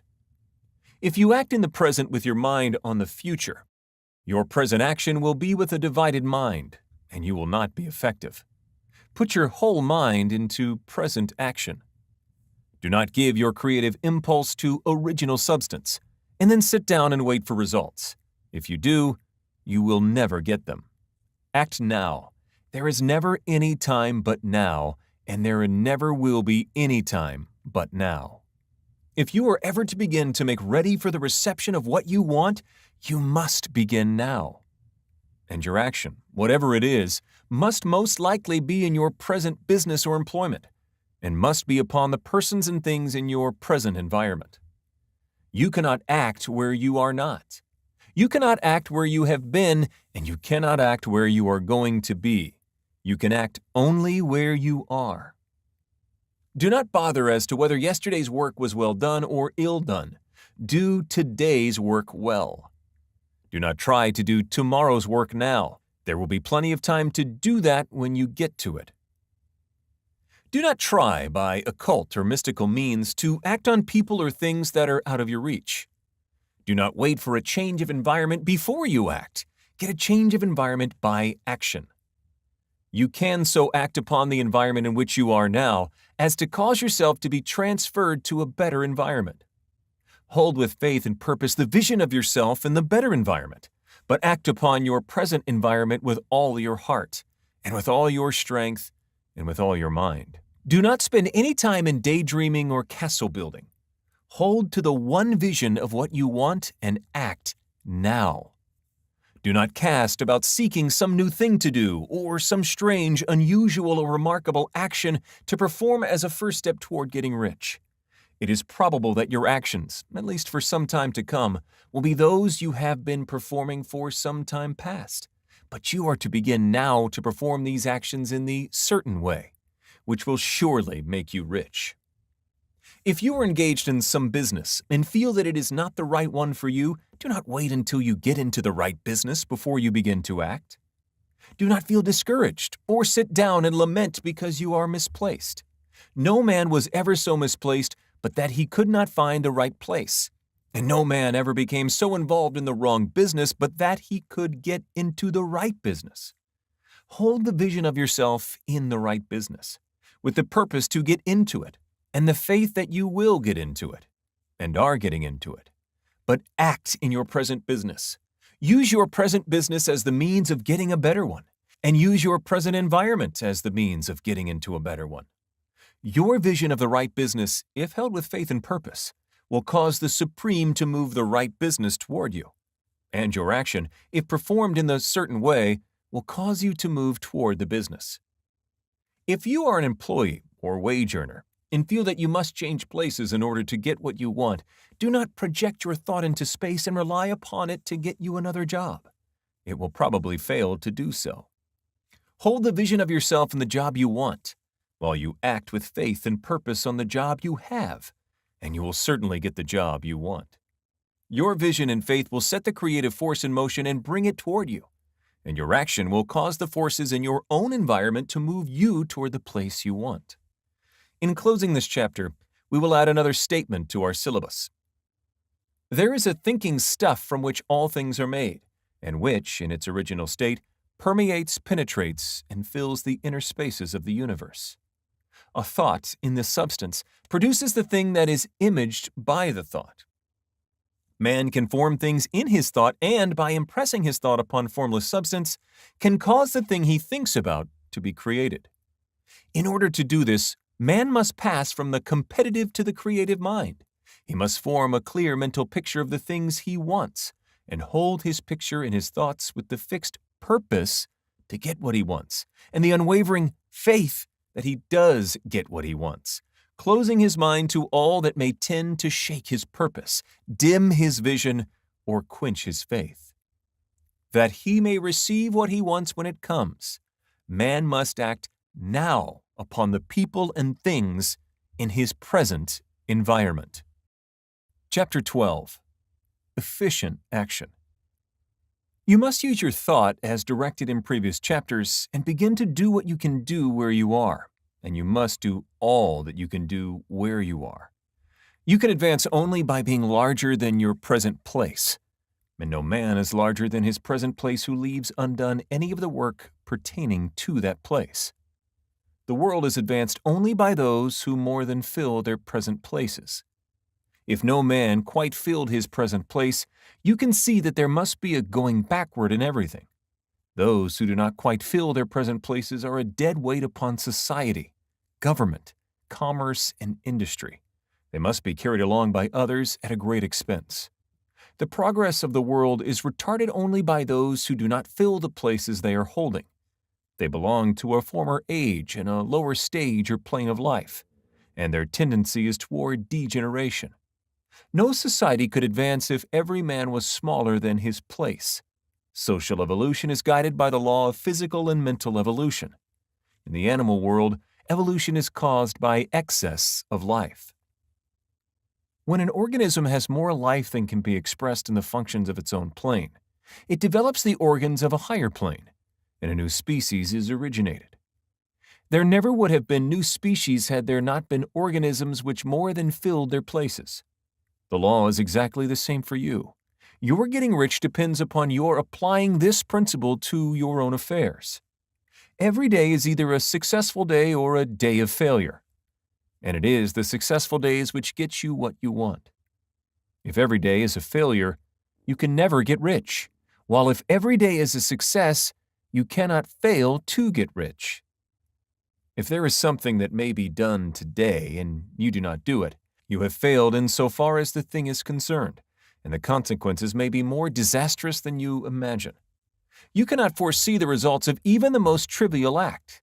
You do not know the workings of all the forces that have been set moving in your behalf. Much may be depending on your doing some simple act. It may be the very thing which is to open the door of opportunity to very great possibilities. You can never know all the combinations which supreme intelligence is making for you in the world of things and of human affairs.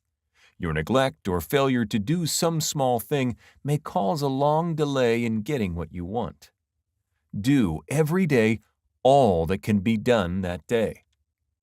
There is, however, a limitation or qualification of the above that you must take into account. You are not to overwork, nor to rush blindly into your business in the effort to do the greatest possible number of things in the shortest possible time. You are not to try to do tomorrow's work today, nor to do a week's work in a day. It is really not the number of things you do, but the efficiency of each separate action that counts. Every act is, in itself, either a success or a failure. Every act is, in itself, either effective or inefficient. Every inefficient act is a failure, and if you spend your life doing inefficient acts, your whole life will be a failure. The more things you do, the worse for you, if all your acts are inefficient ones. On the other hand, every efficient act is a success in itself, and if every act of your life is an efficient one, your whole life must be a success. The cause of failure is doing too many things in an inefficient manner, and not doing enough things in an efficient manner. You will see that it is a self-evident proposition that if you do not do any inefficient acts, and if you do a sufficient number of efficient acts, you will become rich. If now it is possible for you to make each act an efficient one, you see again that the getting of riches is reduced to an exact science, like mathematics. The matter turns, then, on the question whether you can make each separate act a success in itself. And this you can certainly do. You can make each act a success, because all power is working with you, and all power cannot fail. Power is at your service, and to make each act efficient, you have only to put power into it. Every action is either strong or weak, and when everyone is strong, you are acting in the certain way which will make you rich. Every act can be made strong and efficient by holding your vision while you are doing it, and putting the whole power of your faith and purpose into it. It is at this point that the people fail who separate mental power from personal action. They use the power of mind in one place and at one time, and they act in another place and at another time. So their acts are not successful in themselves. Too many of them are inefficient. But if all power goes into every act, no matter how commonplace, every act will be a success in itself. And as in the nature of things, every success opens the way to other successes. Your progress toward what you want, and the progress of what you want toward you, will become increasingly rapid. Remember that successful action is cumulative in its results. Since the desire for more life is inherent in all things, when a man begins to move toward larger life, more things attach themselves to him, and the influence of his desire is multiplied. Do every day all that you can do that day, and do each act in an efficient manner. In saying that you must hold your vision while you are doing each act, however trivial or commonplace, I do not mean to say that it is necessary at all times to see the vision distinctly to its smallest details. It should be the work of your leisure hours to use your imagination on the details of your vision, and to contemplate them until they are firmly fixed upon your memory. If you wish speedy results, spend practically all your spare time in this practice. By continuous contemplation, you will get the picture of what you want, even to the smallest details, so firmly fixed upon your mind and so completely transferred to the mind of formless substance, that in your working hours you need only to mentally refer to the picture to stimulate your faith and purpose, and cause your best effort to be put forth. Contemplate your picture in your leisure hours until your consciousness is so full of it that you can grasp it instantly. You will become so enthused with its bright promises that the mere thought of it will call forth the strongest energies of your whole being. Let us again repeat our syllabus, and by slightly changing the closing statements, bring it to the point we have now reached. There is a thinking stuff from which all things are made, and which, in its original state, permeates, penetrates, and fills the inner spaces of the universe. A thought in this substance produces the thing that is imagined by the thought. Man can form things in his thought, and by impressing his thought upon formless substance, can cause the thing he thinks about to be created. In order to do this, man must pass from the competitive to the creative mind. He must form a clear mental picture of the things he wants and do with faith and purpose, all that can be done each day, doing each separate thing in an efficient manner. Chapter 13. Getting into the right business. Success in any particular business depends for one thing upon your possessing in a well-developed state the faculties required in that business. Without good musical faculty, no one can succeed as a teacher of music. Without well-developed mechanical faculties, no one can achieve great success in any of the mechanical trades. Without tact and the commercial faculties, no one can succeed in mercantile pursuits. But to possess in a well-developed state the faculties required in your particular vocation does not ensure getting rich. There are musicians who have remarkable talent, and who yet remain poor. There are blacksmiths, carpenters, and so on who have excellent mechanical ability, but who do not get rich. And there are merchants with good faculties for dealing with men who nevertheless fail. The different faculties are tools. It is essential to have good tools. But it is also essential that the tools should be used in the right way. One man can take a sharp saw, a square, a good plane, and so on, and build a handsome article of furniture. Another man can take the same tools and set to work to duplicate the article, but his production will be a botch. He does not know how to use good tools in a successful way. The various faculties of your mind are the tools with which you must do the work which is to make you rich. It will be easier for you to succeed if you get into a business for which you are well equipped with mental tools. Generally speaking, you will do best in that business which will use your strongest faculties, the one for which you are naturally best fitted. But there are limitations to this statement also. No man should regard his vocation as being irrevocably fixed by the tendencies with which he was born. You can get rich in any business, for if you have not the right talent for it, you can develop that talent.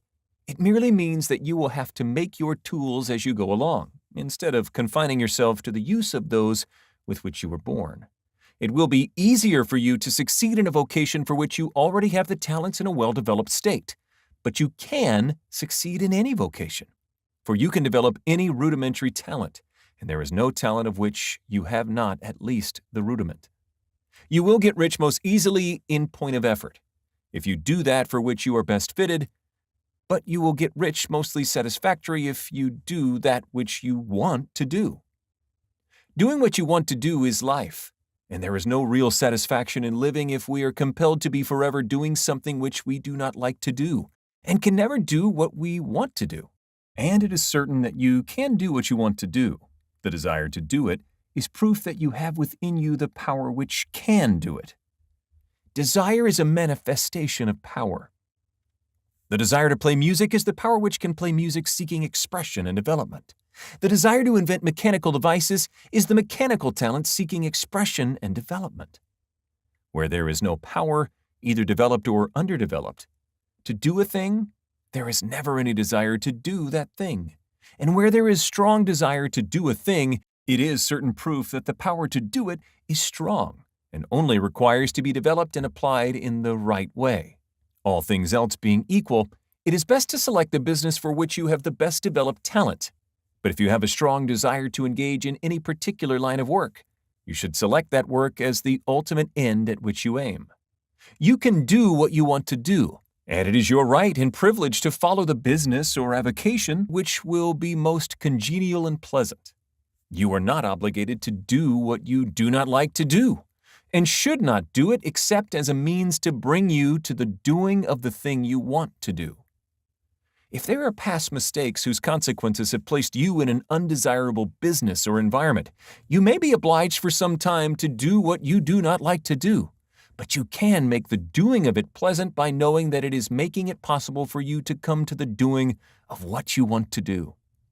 If you feel that you are not in the right vocation, do not act too hastily in trying to get into another one. The best way, generally, to change business or environment is by growth. Do not be afraid to make a sudden and radical change if the opportunity is presented, and you feel after careful consideration that it is the right opportunity. But never take sudden or radical action when you are in doubt as to the wisdom of doing so. There is never any hurry on the creative plane, and there is no lack of opportunity. When you get out of the competitive mind, you will understand that you never need to act hastily. No one else is going to beat you to the thing you want to do. There is enough for all. If one place is taken, another and a better one will be opened for you a little farther on. There is plenty of time. When you are in doubt, wait. Fall back on the contemplation of your vision and increase your faith and purpose.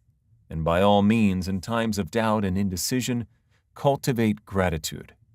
A day or two spent in contemplating the vision of what you want and in earnest thanksgiving that you are getting it will bring your mind into such close relationship with the Supreme that you will make no mistake when you do act. There is a mind which knows all there is to know, and you can come into close unity with this mind by faith and the purpose to advance in life if you have deep gratitude. Mistakes come from acting hastily, or from acting in fear or doubt, or in forgetfulness of the right motive, which is more life to all and less to none. As you go on in a certain way, opportunities will come to you in increasing number, and you will need to be very steady in your faith and purpose, and to keep in close touch with the all-mind by reverent gratitude. Do all that you can do in a perfect manner every day, but do it without haste, worry, or fear. Go as fast as you can, but never hurry. Remember that in the moment you begin to hurry, you cease to be a creator and become a competitor. You drop back upon the old plane again. Whenever you find yourself hurrying, call a halt. Fix your attention on the mental image of the thing you want and begin to give thanks that you are getting it. The exercise of gratitude will never fail to strengthen your faith and renew your purpose. Chapter 14. The Impression of Increase. Whether you change your vocation or not, your actions for the present must be those pertaining to the business in which you are now engaged. You can get into the business you want by making constructive use of the business you are already established in, by doing your daily work in a certain way. And insofar as your business consists in dealing with other men, whether personally or by letter, the key thought of all your efforts must be to convey to their minds the impression of increase. Increase is what all men and all women are seeking. It is the urge of the formless intelligence within them, seeking fuller expression. The desire for increase is inherent in all nature. It is the fundamental impulse of the universe. All human activities are based on the desire for increase. People are seeking more food, more clothes, better shelter, more luxury, more beauty, more knowledge, more pleasure, increase in something, more life. Every living thing is under this necessity for continuous advancement. Where increase of life ceases, dissolution and death set in at once. Man instinctively knows this, and hence he is forever seeking more. This law of perpetual increase is set forth by Jesus in the parable of the talents. Only those who gain more retain any. From him who hath not shall be taken away even that which he hath. The normal desire for increased wealth is not an evil or reprehensible thing. It is simply the desire for more abundant life. It is aspiration. And because it is the deepest instinct of their natures, all men and women are attracted to him who can give them more of the means of life. In following the certain way as described in the foregoing pages, you are getting continuous increase for yourself, and you are giving it to all with whom you deal. You are a creative center, from which increase is given off to all. Be sure of this, and convey assurance of the fact to every man, woman, and child with whom you come in contact. No matter how small the transaction, even if it be only the selling of a stick of candy to a little child, put into the thought of increase, and make sure that the customer is impressed with the thought. Convey the impression of advancement with everything you do, so that all people shall receive the impression that you are an advancing man, and that you advance all who deal with you, even to the people whom you meet in a social way, without any thought of business, and to whom you do not try to sell anything. Give the thought of increase. You can convey this impression by holding the unshakable faith that you, yourself, are in the way of increase, and by letting this faith inspire, fill, and permeate every action. Do everything that you do in the firm conviction that you are an advancing personality, and that you are giving advancement to everybody. Feel that you are getting rich, and that in so doing you are making others rich, and conferring benefits on all. Do not boast or brag of your success, or talk about it unnecessarily. True faith is never boastful. Wherever you find a boastful person, you find one who is secretly doubtful and afraid. Simply feel the faith, and let it work out in every transaction. Let every act and tone and look express the quiet assurance that you are getting rich, that you are already rich. Words will not be necessary to communicate this feeling to others. They will feel the sense of increase when in your presence, and will be attracted to you again. You must so impress others that they will feel that in associating with you, they will get increase for themselves. See that you give them a use value greater than the cash value you are taking from them. Take an honest pride in doing this, and let everybody know it, and you will have no lack of customers. People will go where they are given increase, and the Supreme, which desires increase in all, and which knows all, will move toward you men and women who have never heard of you. Your business will increase rapidly, and you will be surprised at the unexpected benefits which will come to you. You will be able from day to day to make larger combinations, secure greater advantages, and to go on into a more congenial vocation if you desire to do so. But in doing all this, you must never lose sight of your vision of what you want or your faith and purpose to get what you want. Let me here give you another word of caution in regard to motives. Beware of the insidious temptation to seek for power over other men. Nothing is so pleasant to the unformed or partially developed mind as the exercise of power or dominion over others. The desire to rule for selfish gratification has been the curse of the world. For countless ages, kings and lords have drenched the earth with blood in their battles to extend their dominions. This not to seek more life for all, but to get more power for themselves. Today, the main motive in the business and industrial world is the same. Men marshal their armies of dollars and lay waste the lives and hearts of millions in the same mad scramble for power over others. Commercial kings, like political kings, are inspired by the lust for power. Jesus saw in this desire for mastery the moving impulse of that evil world he sought to overthrow. Read the 23rd chapter of Matthew and see how he pictures the lust of the Pharisees to be called master, to sit in the high places, to domineer over others, and to lay burdens on the backs of the less fortunate. And note how he compares this lust for dominion with the brotherly seeking for the common good to which he calls his disciples. Look out for the temptation to seek authority, to become a master, to be considered as one who is above the common herd, to impress others by lavish display, and so on.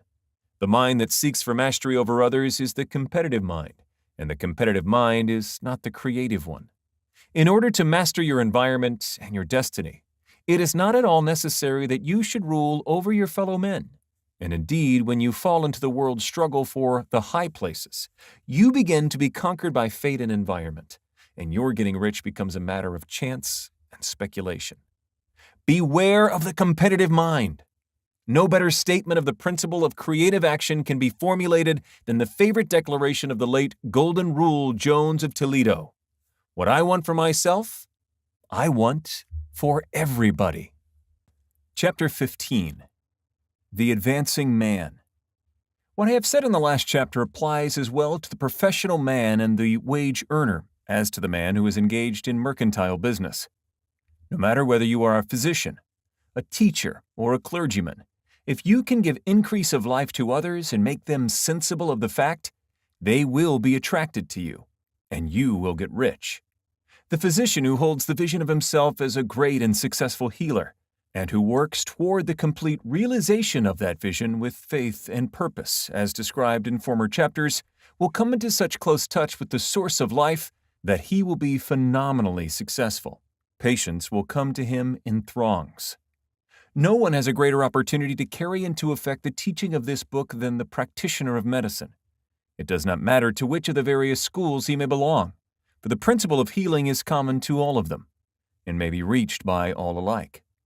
The advancing man in medicine, who holds a clear mental image of himself as successful, and who obeys the laws of faith, purpose, and gratitude, will cure every curable case he undertakes, no matter what remedies he may use. In the field of religion, the world cries out for the clergyman who can teach his hearers the true science of abundant life. He who masters the details of the science of getting rich, together with the allied sciences of being well, of being great, and of winning love, and who teaches these details from the pulpit, will never lack for a congregation. This is the gospel that the world needs. It will give increase of life, and men will hear it gladly, and will give liberal support to the man who brings it to them. What is now needed is a demonstration of the science of life from the pulpit. We want preachers who can not only tell us how, but who in their own persons will show us how.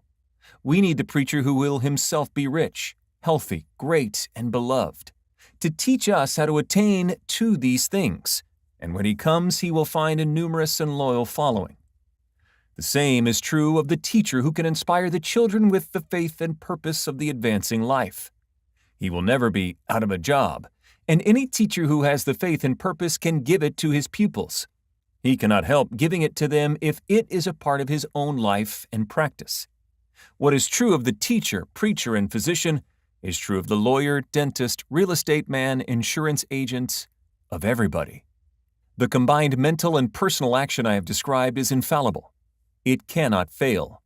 Every man and woman who follows these instructions steadily, perseveringly, and to the letter will get rich. The law of the increase of life is as mathematically certain in its operation as the law of gravitation. Getting rich is an exact science. The wage earner will find this as true of his case as of any of the others mentioned. Do not feel that you have no chance to get rich because you are working where there is no visible opportunity for advancement, where wages are small and the cost of living high. Form your clear mental vision of what you want and begin to act with faith and purpose. Do all the work you can do every day, and do each piece of work in a perfectly successful manner.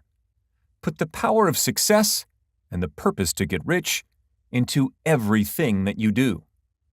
But do not do this merely with the idea of currying favor with your employer, in the hope that he or those above you will see your good work and advance you. It is not likely that they will do so. The man who is merely a good workman, filling his place to the very best of his ability, and satisfied with that, is valuable to his employer. And it is not to the employer's interest to promote him. He is worth more where he is. To secure advancement, something more is necessary than to be too large for your place. The man who is certain to advance is the one who is too big for his place and who has a clear concept of what he wants to be, who knows that he can become what he wants to be, and who is determined to be what he wants to be. Do not try to more than fill your present place with a view to pleasing your employer. Do it with the idea of advancing yourself. Hold the faith and purpose of increase during work hours, after work hours, and before work hours. Hold it in such a way that every person who comes in contact with you, whether foreman, fellow workman, or social acquaintance, will feel the power of purpose radiating from you, so that everyone will get the sense of advancement and increase from you. Men will be attracted to you, and if there is no possibility for advancement in your present job, you will very soon see an opportunity to take another job. There is a power which never fails to present opportunity to the advancing man who is moving in obedience to law. God cannot help helping you if you act in a certain way.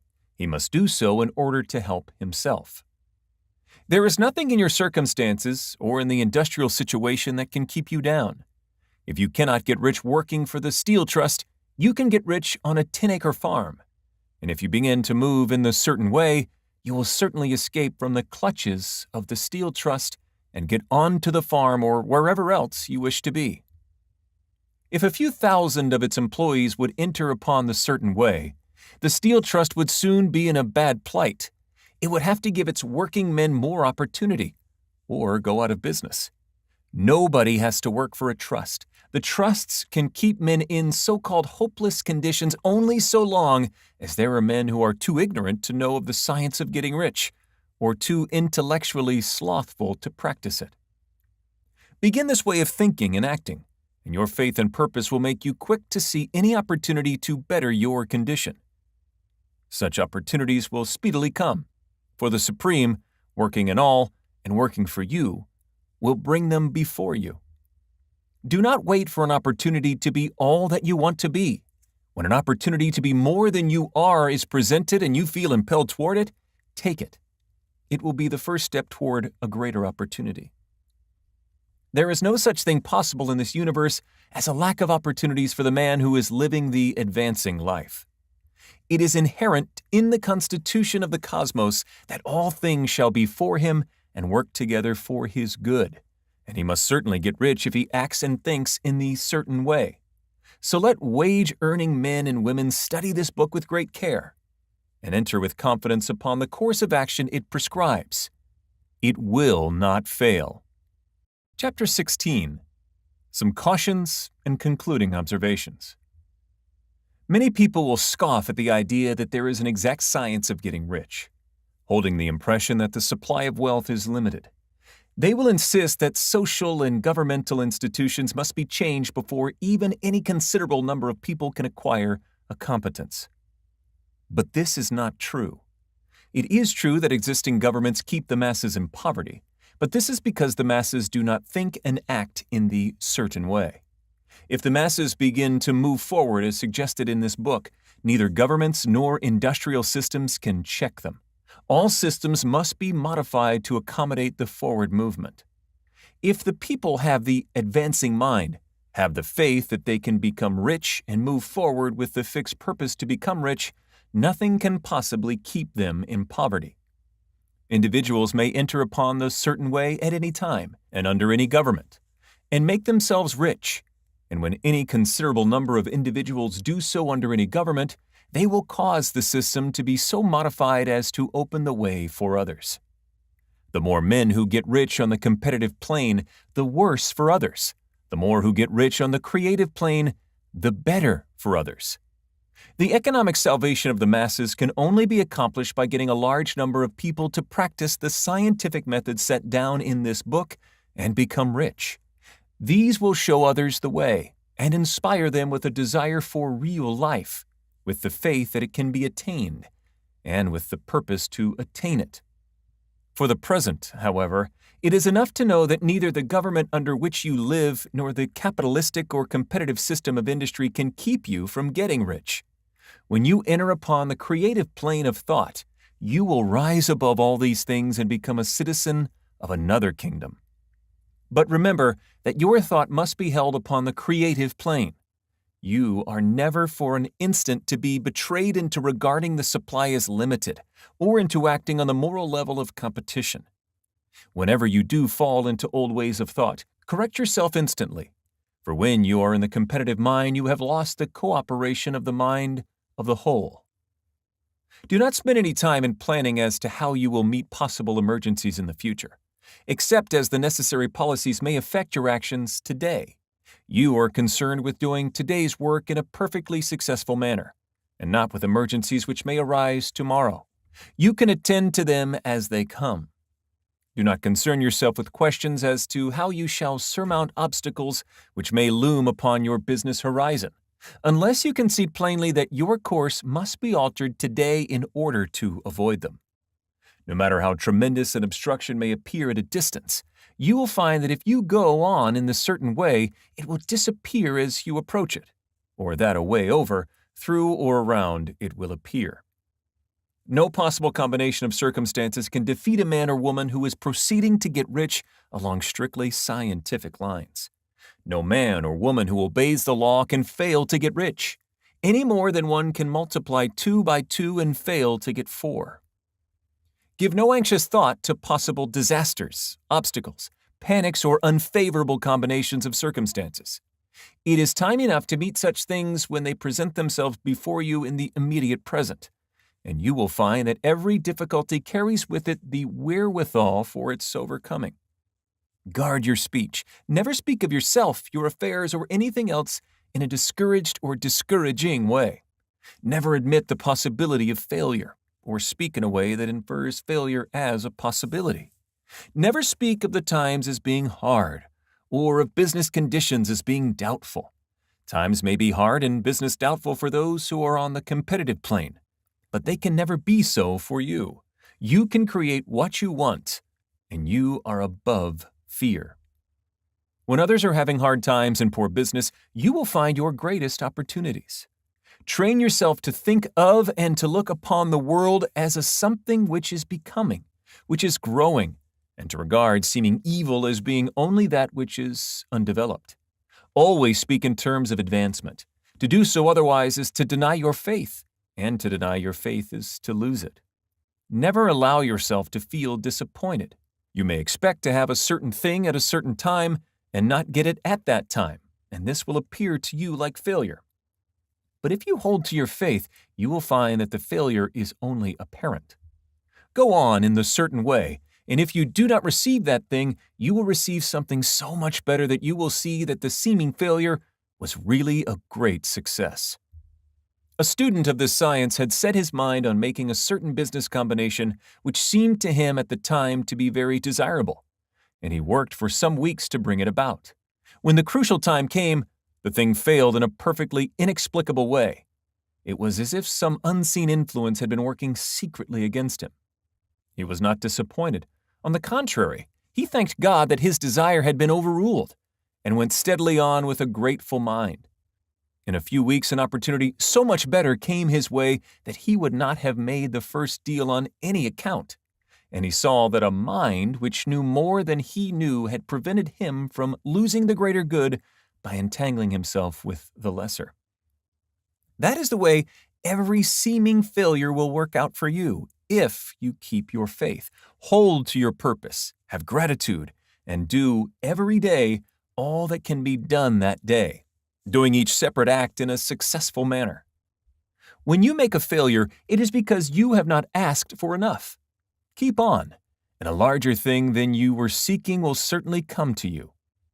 Remember this: you will not fail because you lack the necessary talent to do what you wish to do. If you go on as I have directed, you will develop all the talent that is necessary to the doing of your work. It is not within the scope of this book to deal with the science of cultivating talent, but it is as certain and simple as the process of getting rich. However, do not hesitate or waver for fear that when you come to any certain place, you will fail for lack of ability. Keep right on, and when you come to that place, the ability will be furnished to you. The same source of ability which enabled the untaught Lincoln to do the greatest work in government ever accomplished by a single man is open to you.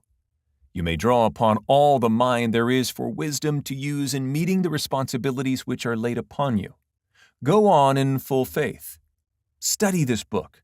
Make it your constant companion until you have mastered all the ideas contained in it.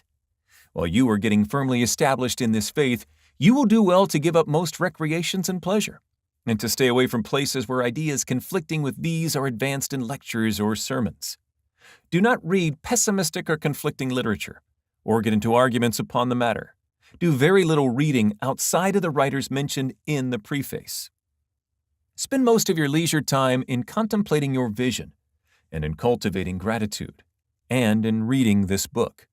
It contains all you need to know of the science of getting rich, and you will find all the essentials summed up in the following chapter. Chapter 17, Summary of the Science of Getting Rich. There is a thinking stuff from which all things are made, and which, in its original state, permeates, penetrates, and fills the inner spaces of the universe. A thought in this substance produces the thing that is imaged by the thought. Man can form things in his thought, and by impressing his thought upon formless substance can cause the thing he thinks about to be created. In order to do this, man must pass from the competitive to the creative mind. Otherwise, he cannot be in harmony with the formless intelligence, which is always creative and never competitive in spirit. Man may come into full harmony with the formless substance by entertaining a lively and sincere gratitude for the blessings it bestows upon him. Gratitude unifies the mind of man with the intelligence of substance, so that man's thoughts are received by the formless. Man can remain upon the creative plane only by uniting himself with the formless intelligence through a deep and continuous feeling of gratitude. Man must form a clear and definite mental image of the things he wishes to have, to do, or to become, and he must hold this mental image in his thoughts, while being deeply grateful to the Supreme that all his desires are granted to him. The man who wishes to get rich must spend his leisure hours in contemplating his vision, and in earnest thanksgiving that the reality is being given to him. Too much stress cannot be laid on the importance of frequent contemplation of the mental image, coupled with unwavering faith and devout gratitude. This is the process by which the impression is given to the formless, and the creative force is set in motion. The creative energy works through the established channels of natural growth, and of the industrial and social order. All that is included in his mental image will surely be brought to the man who follows the instructions given above, and whose faith does not waver. What he wants will come to him through the ways of established trade and commerce. In order to receive his own when it shall come to him, man must be active, and this activity can only consist in more than filling his present place. He must keep in mind the purpose to get rich through the realization of his mental image. And he must do every day all that can be done that day, taking care to do each act in a successful manner. He must give to every man a use value in excess of the cash value he receives, so that each transaction makes for more life. And he must so hold the advancing thought that the impression of increase will be communicated to all with whom he comes in contact. The men and women who practice the foregoing instructions will certainly get rich, and the riches they receive will be in exact proportion to the definiteness of their vision, the fixity of their purpose, the steadiness of their faith, and the depth of their gratitude.